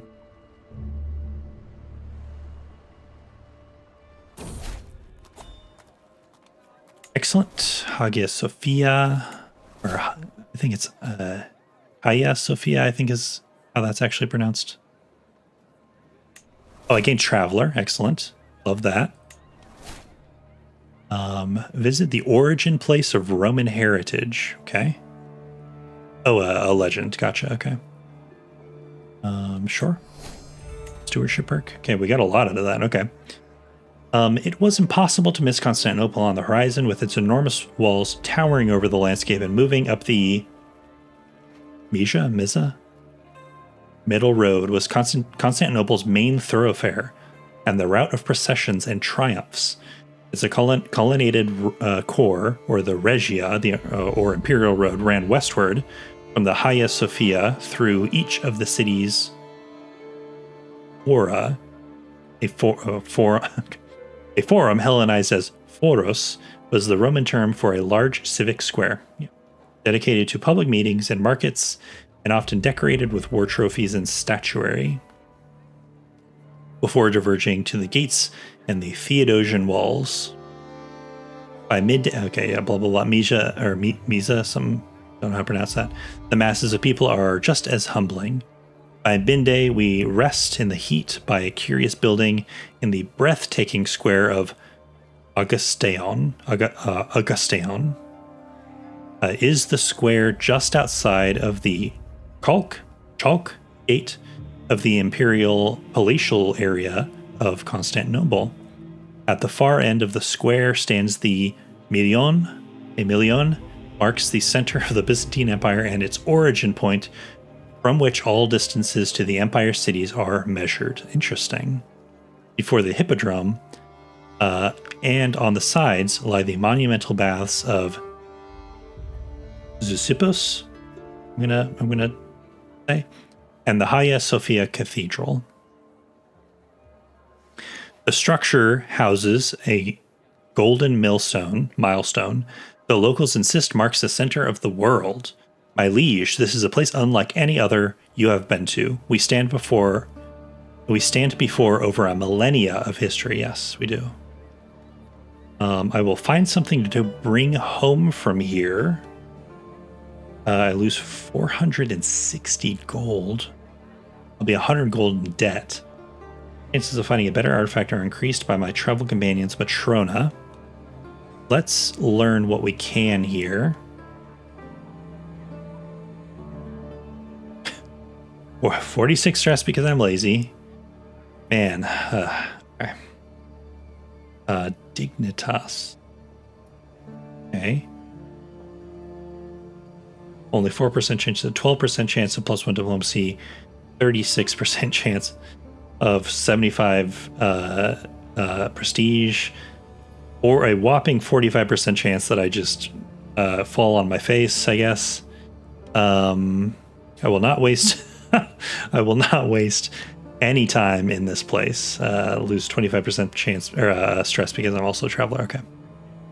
I don't really have the gold. I don't see us coming out on top with this.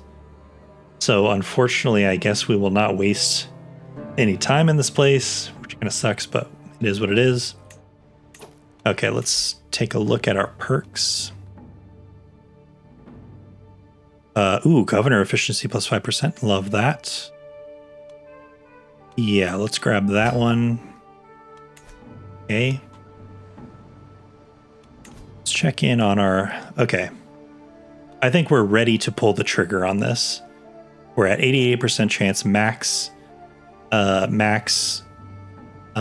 success chance with our current slate of agents. Plus 10 advantages. This will give us a plus 5% chance, so that'll be 93% chance. We could wait for 5 more advantages to get up to 95% chance, which is the max. But I sort of doubt it'll be worth waiting. So as soon as we get home from this travel, I think it'll be time to pull the trigger on this scheme. As we travel through the plains of Mysonopolis, a hospice cover. Man, we are getting a ton of these new Wandering Nobles events. Travelers, you look weary. Our doors are open for rest and care, a physician offers with a gentle smile. Inside, the air is calm, filled with the soothing aroma of herbs. Here, try my famed decoction of Narcissus. It will reinvigorate your souls. And we also got a new governance issue. Okay, hold on. Let me partake of this decoction. 99% chance I'm invigorated for 10 years. 1% chance I'm killed by this little devil here. Irulos. Interesting. My court could use a physician. Why don't you join us? Now, this is interesting because our current doctor is only good. Matrona has served us very loyally for many years, but she is only good. And it looks like he's excellent, yeah.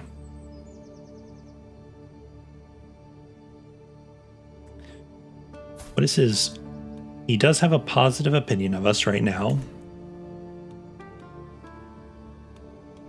Yeah, that's what I'm thinking. 200 prestige, but we don't really care. We have a lot of prestige and we don't really use it for anything. Yeah, let's go ahead and do that. Sorry, Matrona. Also, he is 41 and Matrona is, yeah.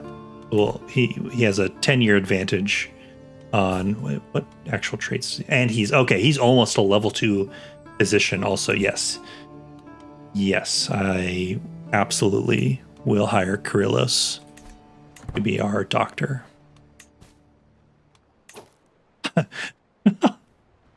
High tier inept mayor.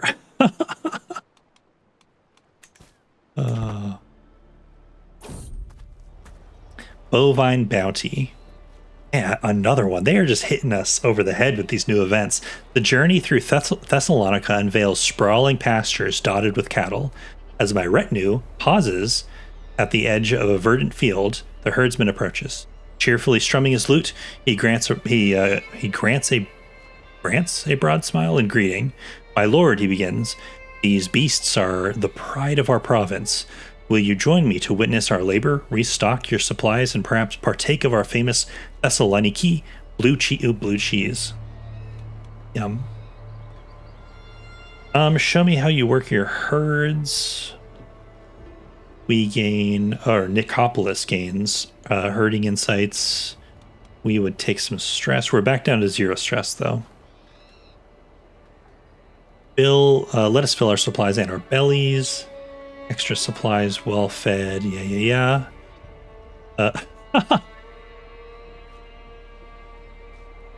Thessaloniki blue cheese sounds delicious. I gain aged cheese artifact. I can't help but wonder what that means. Yeah, okay, whatever. I don't really care about this, and also I don't really want to gain stress right now. This, I feel like we don't really need that. A huge boost, actually. That is, for how long? Only 1 year, though. Aged cheese artifact is calling my name. I have to know what this is. Okay, hold on. Wait. Small boost. Attraction opinion -5, but a small health boost. Despite the rumors, this cheese was not made by Vikings. However, it is extremely good. It's, I don't feel like we really need to attract anyone right now. So the attraction opinion is not a big problem. Womb of the Earth. Ooh, okay, yes. I pretty much always go for color me intrigued here. Because this gives +2 stewardship gardener. So let's roll the dice on this. Yes! Oh, I love being a gardener. Fight a war over aged cheeses. Yep, okay. And we're back home again. Okay. Now, what is this? Oh, petition. Yeah, okay. Do we try to take care of this before we let's drop a save. It hit a 3-star issue. I kind of doubt that we have what it takes to do this, but let's drop a save anyway. Let's see if we can do a little something for the people of my Thema before we go on to bigger and better things. And you know what? If we make a little money in the process, all the better. I pore over the litany of complaints sent from Agrafa, noting accusations against that Bampot and Themios. Interesting. Oh, he actually likes us, unfortunately.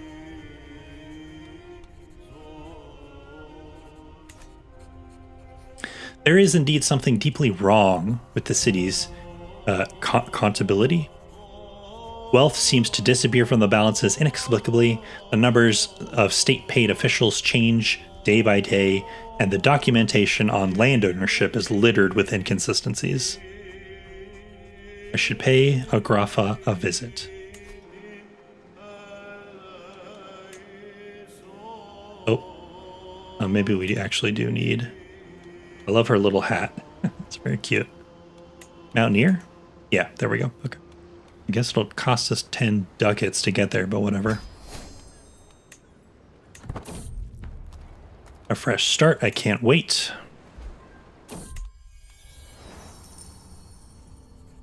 Sorry, what is this? Bishop is converting the Torma of Aetolia to Orthodoxy. Wait, is that... Sorry?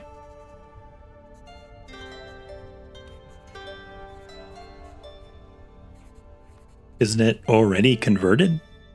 I don't know what's going on there. Okay, whatever. Inept mayor. When I reach Agrafa, I hurry into the offices of the local mayor, Anthemius. Seemingly taken by surprise, the bureaucrat quickly shoos his servants away.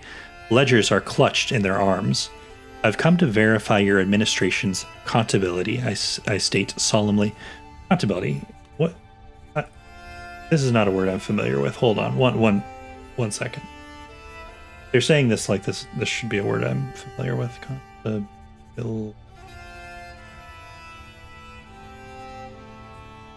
Contability. Not in Merriam-Webster. Define stability.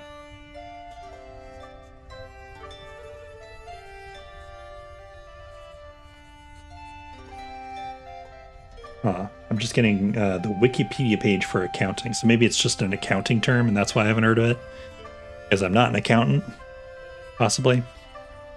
Oh well. Troublesome news, my Strategos. Anthemios chuckles unconvincingly. The local grandees have swollen tongues and vivid imaginations.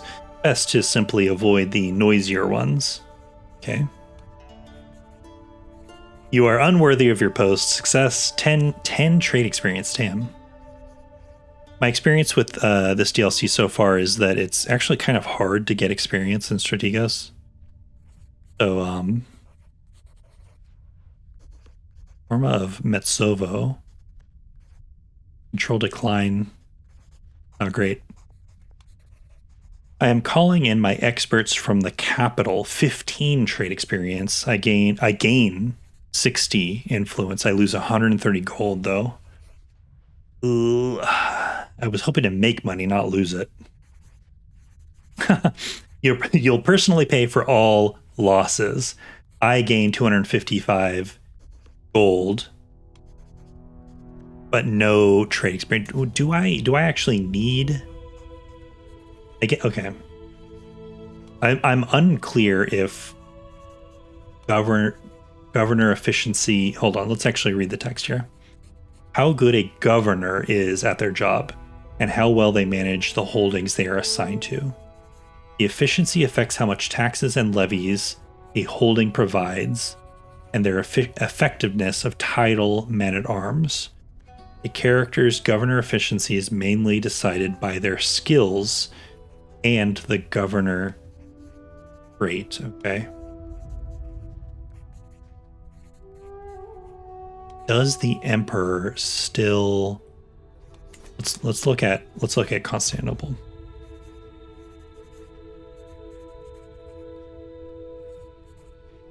Yes. Okay. So yes, governor efficiency will still affect holdings that the emperor holds, which means that trade experience in Strategos will help us even as emperor. 15 trade experience will get us to level 2.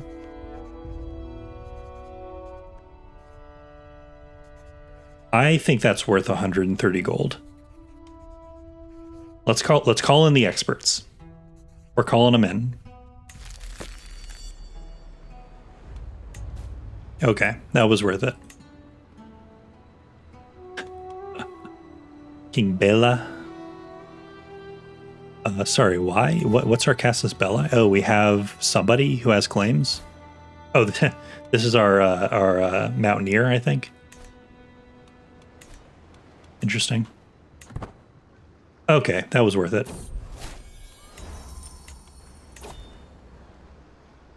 Okay, I think it is finally time. Let's just drop a quick save right at the threshold here. Oh, we're right on time. We're almost at 4 hours, so if we succeed here, this will be the last thing I do for the stream.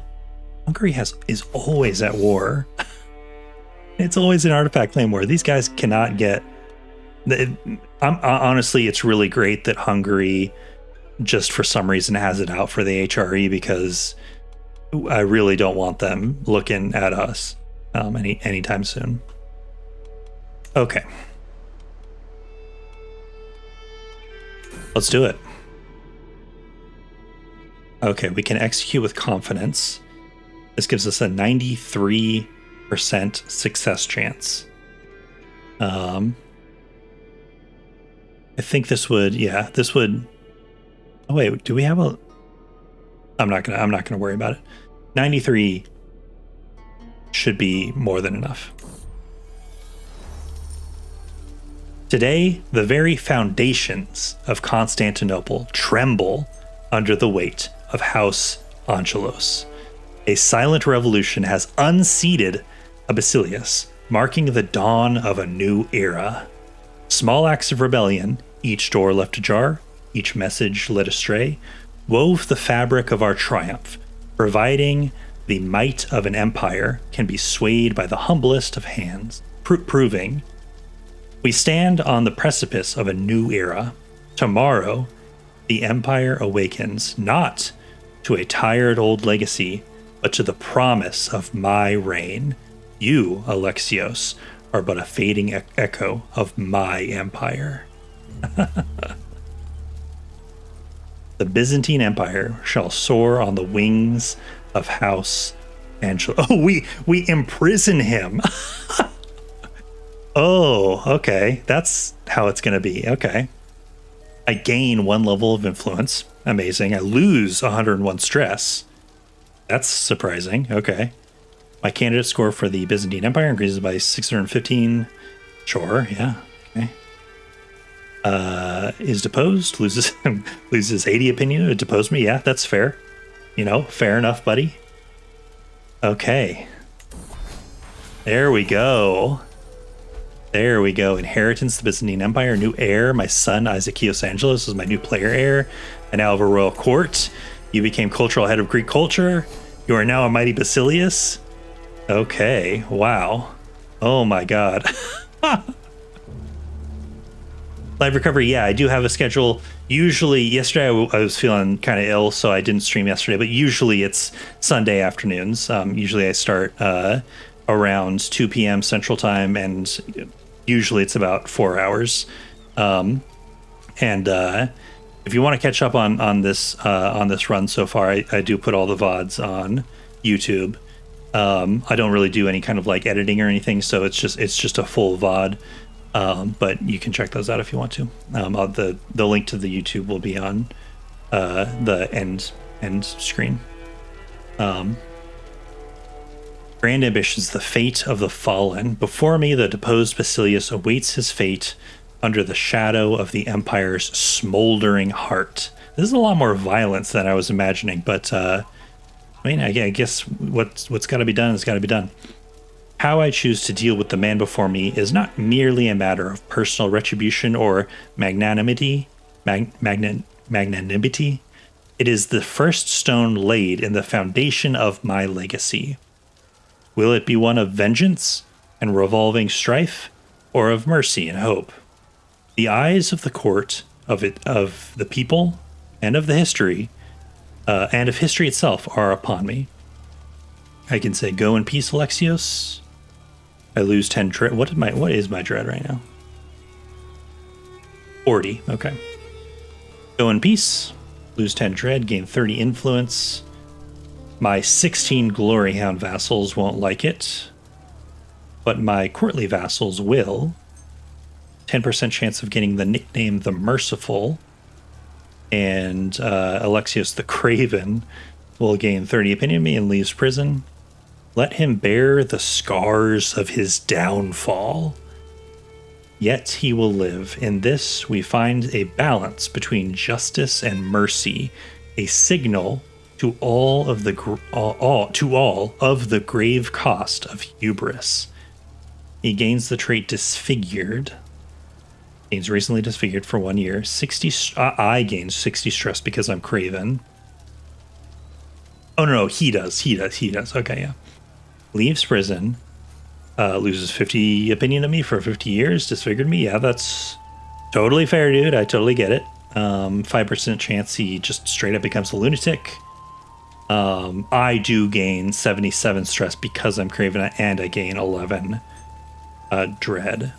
And yeah, see, he has a lot of family members in some powerful places, so I don't think it's gonna be that.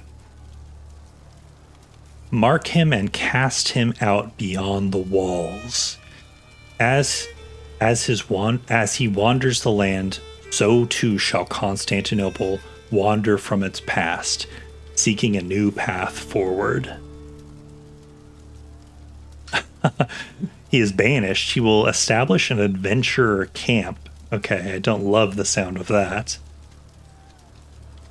Okay. I'm not done with you. I can just keep him imprisoned.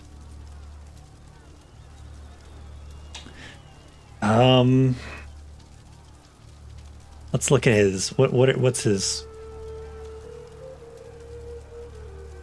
whole deal?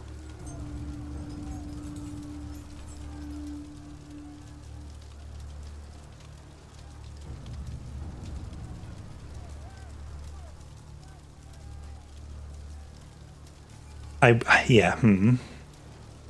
It is only close family members. What is this? This is parents, grandparents, children, grandchildren, and siblings. All of his siblings are dead. His parents and grandparents are all dead, so it's really just his children. Maybe it's not the worst thing in the world if his close family members and spouses don't like me.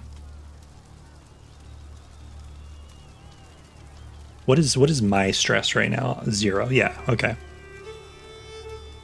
I might just disfigure him.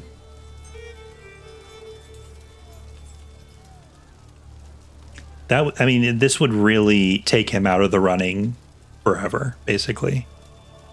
I won't have to worry about him trying to make a comeback.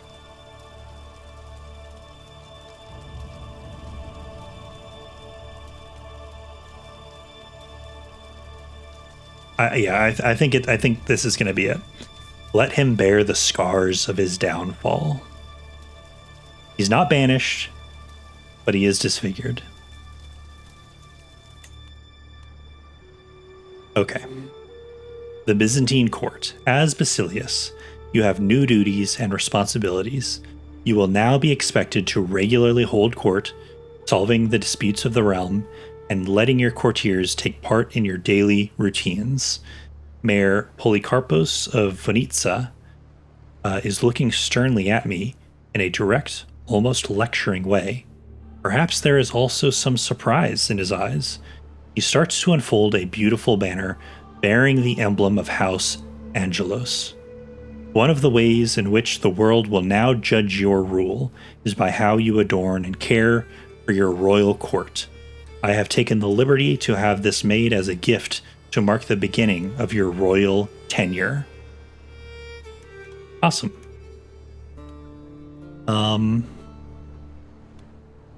Let's hold off just for one quick second on holding court. Oh my god.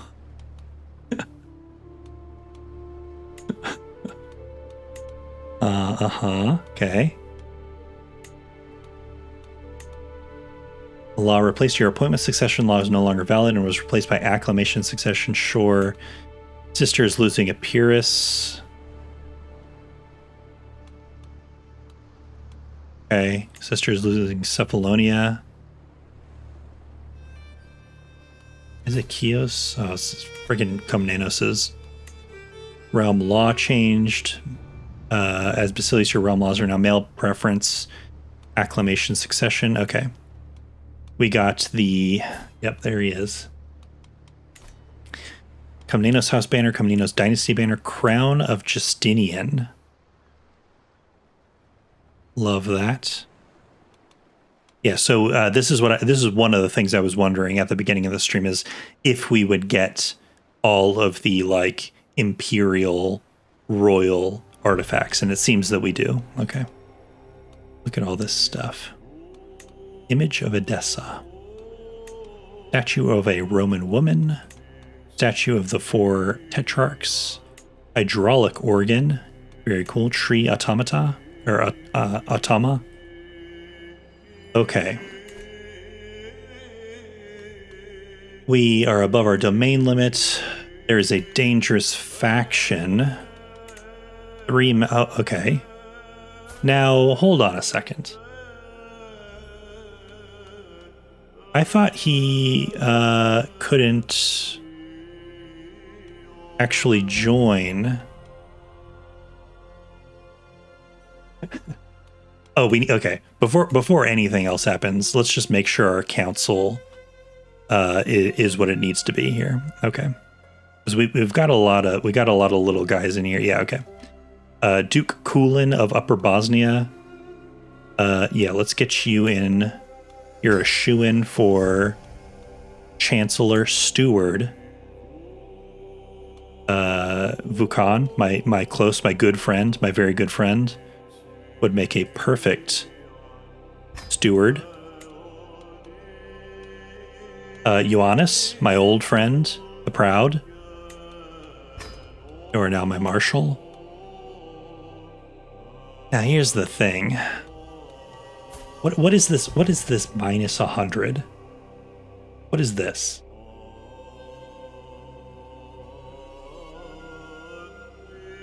How many duchies?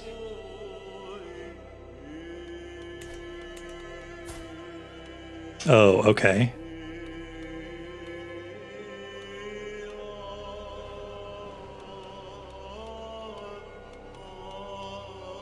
Okay, so this is, I need to hand off Cephalonia and Epirus to somebody, I guess. Now, what is this? Why do I even have this?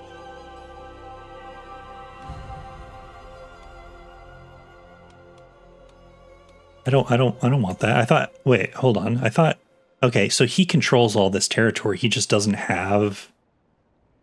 Okay, we're handing can I just give him this grant appointment? Here we go.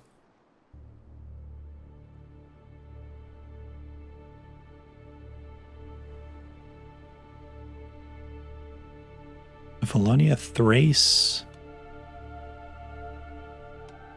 Wait, why can't I give him this? Is not part of the de jure structure or a de jure neighbor. Yeah, it is. What? Hold on. What does he not have?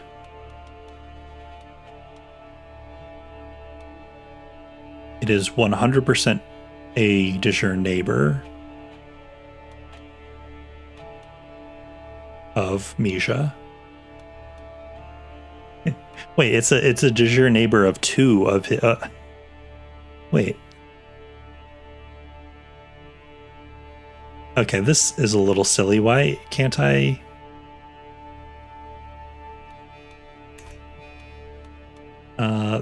That's a little weird. Well, okay, can I grant him this appointment? I can grant him this appointment. Ioannis II. Okay, I guess we'll do this. This feels a little weird, but fine.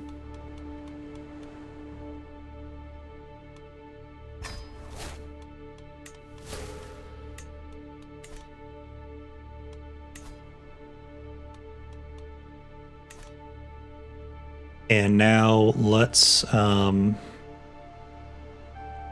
should we grant Theodora?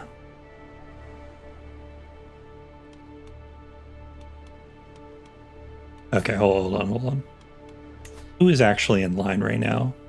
It's Irene of Misha and Theodora. Okay.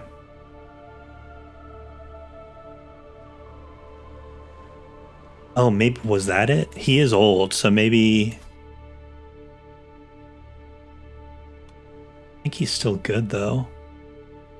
Frozen Grief, yeah. Who knows? I don't know. Okay, Theodora already has this county in this territory. So maybe we just give her Epirus. Wait, how many do I have left? Hold on. I have 3 left, so I really only need to give 2 up. We could hold on to Cephalonia, maybe. Oh, but that's, well, okay, hold on. Maybe this is. Does she have a? She does have a son. Okay. An Angelos son? No, not an Angelos son, unfortunately. Who's on deck? God, why are all the males in my family dead? We have a bishop in the family somehow. Okay.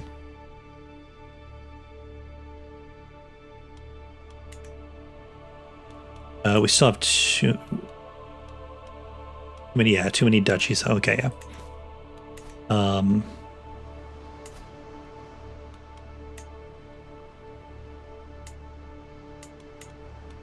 No, let's give her Cephalonia, because she's already in line, right? I can't even give her. Oh yes, I could. Okay, you can. Okay, you can only grant one. Gotcha. I guess I could just give her a Pyrrhus. Not that big of a deal, I suppose. God. Sorry. I just noticed that our monthly income is 154. Ridiculous. Yeah, let's just give her a Pyrrhus. Okay, we'll hold on to Cephalonia. We'll hold on to Cephalonia. Now we're under our limit, right? Yes, okay. I can imprison criminals. Grave robber, okay. Adulterer, okay, yeah, sure, fine. Deviant, all right. Not as funny as grave robber though. I can negotiate alliances. Okay, who wants to be on my side? Back to my sister, of course. My sister and my current spy master anyway. We probably need to assign someone else as spy master, unfortunately. I would rather keep my plus 100 opinion sister as spy master. Well, not really, because she only has 11.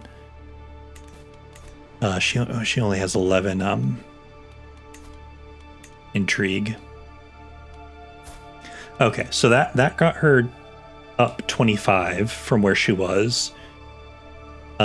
She still wants a seat on the council, which is another 40 of her current negative opinion.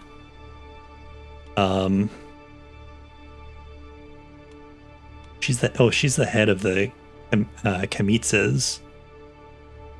Did that influence thing come from the new DLC? Yeah. So all of this influence stuff, anytime you see any reference to influence, not only is that new to the DLC, it is unique to admin realms play. So if you're in an admin realm, you have access to all the influence mechanics and stuff, whereas feudal rulers don't have governor efficiency, and they don't have influence.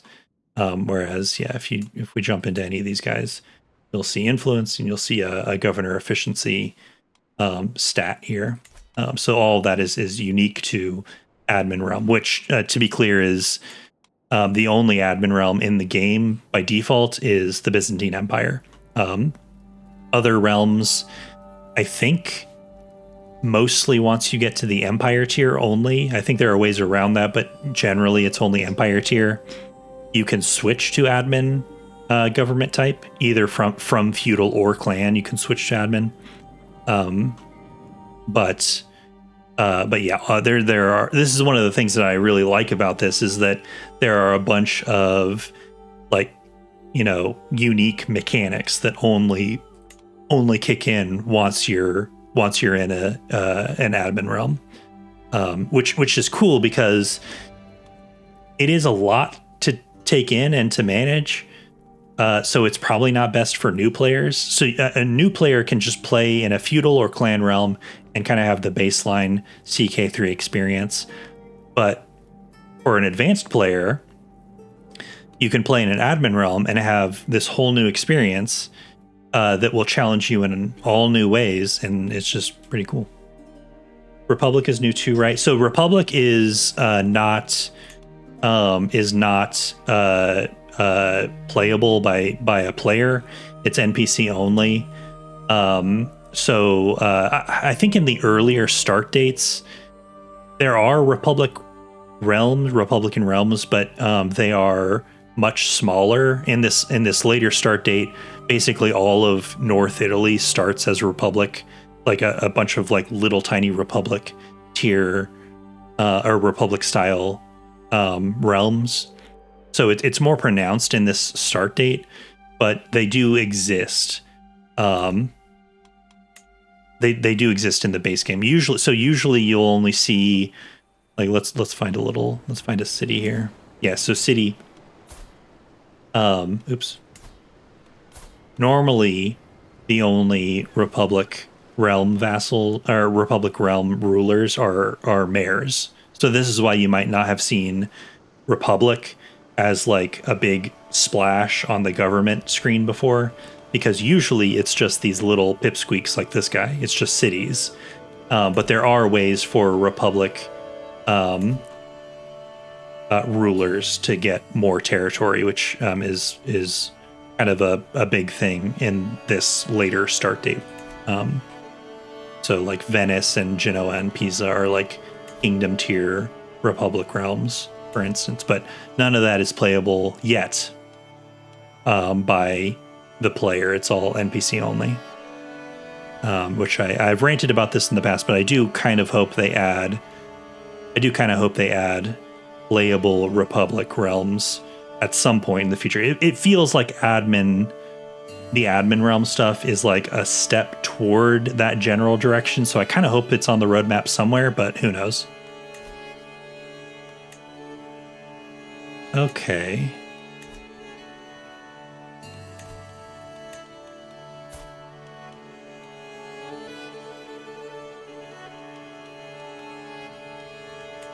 I would love for her to not be this pissed off at me. We're cousins. How? Okay. Let's just assign her. Okay, -5. Not bad. Gift. Oh. Interesting. I did not notice this. I wonder if this is because I'm Emperor or if this was always here. Even when I was just a Strategos. Looks like you gain influence by sending gifts. That is really interesting. But anyway, this is why... Well, okay, do I want to do this or do I want to have a feast? Because 225 gold. Here's the thing. I don't know why I'm worrying about this, because we make 137 gold a month. Absolutely monstrous. Holy crap. Let's get this squared away. We'll send her a nice big gift. Get her on side. And then we'll wait a month or two and then throw a feast. Let's assign. Yeah, look at that. And that, hell yeah. Statue of the Four Tetrarchs. Byzantine Throne of Solomon. Wait, let's read the text on some of these. An elegant throne from which the Byzantine rulers administer justice with wisdom equal to the biblical king. It is most distinguished. Its most distinguished feature is the hidden mechanism that allows it to be risen as high as the ceiling and then lowered. What is this real? I feel like in the dev diaries they talked about these being like real things, but that sounds crazy. What? How did this work? Wild. Imagine walking in and seeing the emperor just like rise himself up to the ceiling. That would be, it would probably be pretty intimidating in real life, but imagining it is very funny. This ancient crown of Emperor Justinian, golden and inlaid with precious stones, it still holds all the authority and learning of the original glorious ruler. Renown +5, domain limit +1. Hell yeah. Wow. Okay. Vassal limit +10. Actually, that's not that good, but domain limit +1 is amazing. Image of Edessa. This is the Mandilion, a cloth bearing a miraculous image of the face of Jesus. Christianity's first icon, of course. its origin is connected to King Abgar of Edessa. Okay. Hope that engineer was paid his weight in gold. Yeah, for real. Back in the day, Jesus, like how did they do that?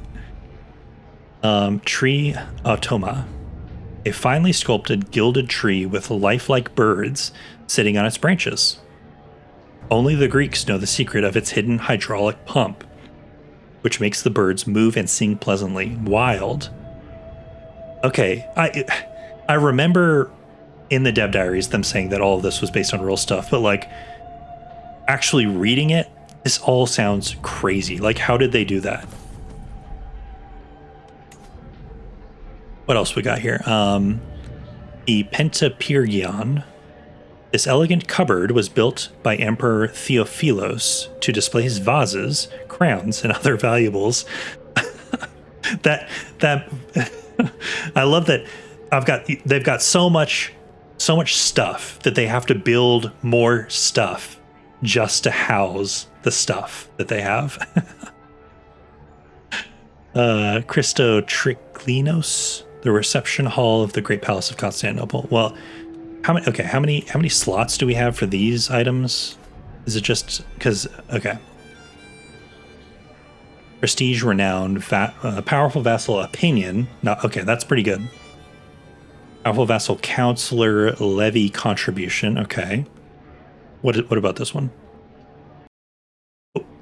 Oh.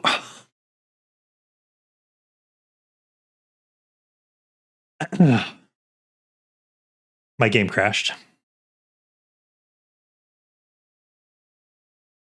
Okay, just one moment, folks. Believe it or not, this is not the first time this has happened. Just send that crash report to Paradox HQ. Or maybe it's not even going to be able to do that. So let's switch to that. While we get set back up here. I would love for that to not be the last note for today's stream. We are running a little bit long here, but yeah, failed to upload. Okay.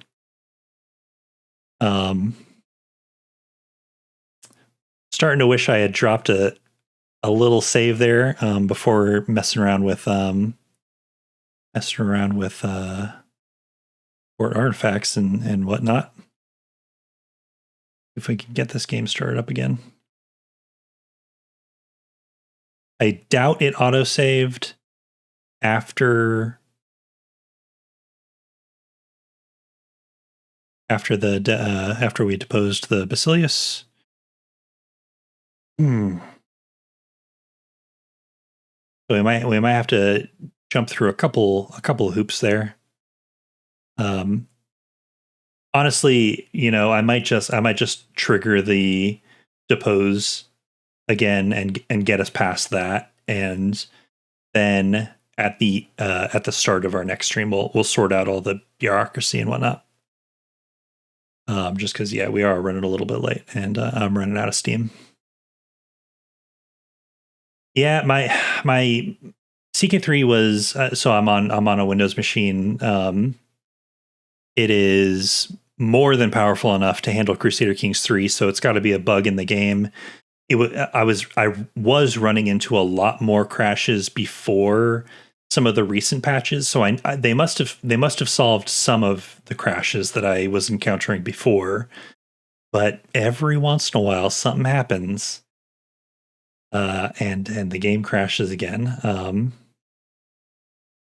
So yes, a little bit annoying. Oh, is it not coming through on?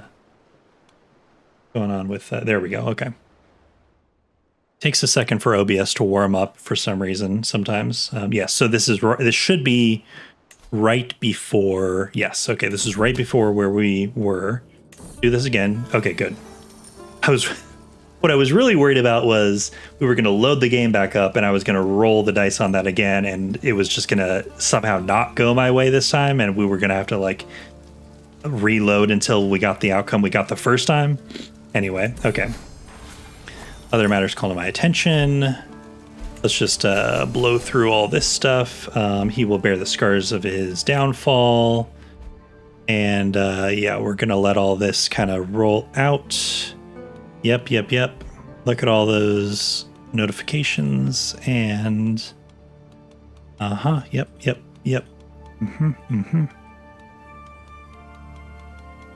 Okay. Boy, okay. Yep, we're just gonna we're gonna save here, and all the rest of the bookkeeping that we have to do, all the rest of the realm management stuff, we will do at the beginning of the next stream. And again, like I told Live Recovery a second ago, if you weren't there for that, I do stream almost every Sunday, or I try to. This is more of a hobby for me, so sometimes the schedule takes a second priority to other stuff in my life, but I try to do it every Sunday, usually around 2 p.m. Central Time. So if you do want to continue on this adventure, what will we do next time? Let's just do a little bit of speculating, okay? I have been saying I want to go after the Sultan of Rum for a long time. I still really want to. I'll be honest. Let's just take a cheeky little look at. We have the du jour. Casus Belli. Okay, that settles it. Next stream, we are going to steamroll Rum. That's priority 1. So that's what we'll do next time. So if you want to join me for that, we'll finally retake Anatolia. That's what we'll be up to next stream. But that'll be it for this time. Thanks everyone for joining. Thank you if you chatted. Thank you very much. If you followed, thank you very much. If you just lurked, thank you very much. It's always a fun time to chat with everybody and be able to talk about CK3. I love this game, so anytime I get the chance to talk about it, it's always a good time for me. But yeah, very exciting stream. And now that we're at the head of the empire, now we can really get some stuff done. So yeah, if you wanna join me next time, again, it'll be Sunday. All the music on my stream is by Steviosphere off the album Elevator Relaxation Tapes 1 through 4. If you want to find their music, you can at steviosphere.bandcamp.com. The link will be in the chat in a second here. But yeah, thanks everybody. Have a good evening.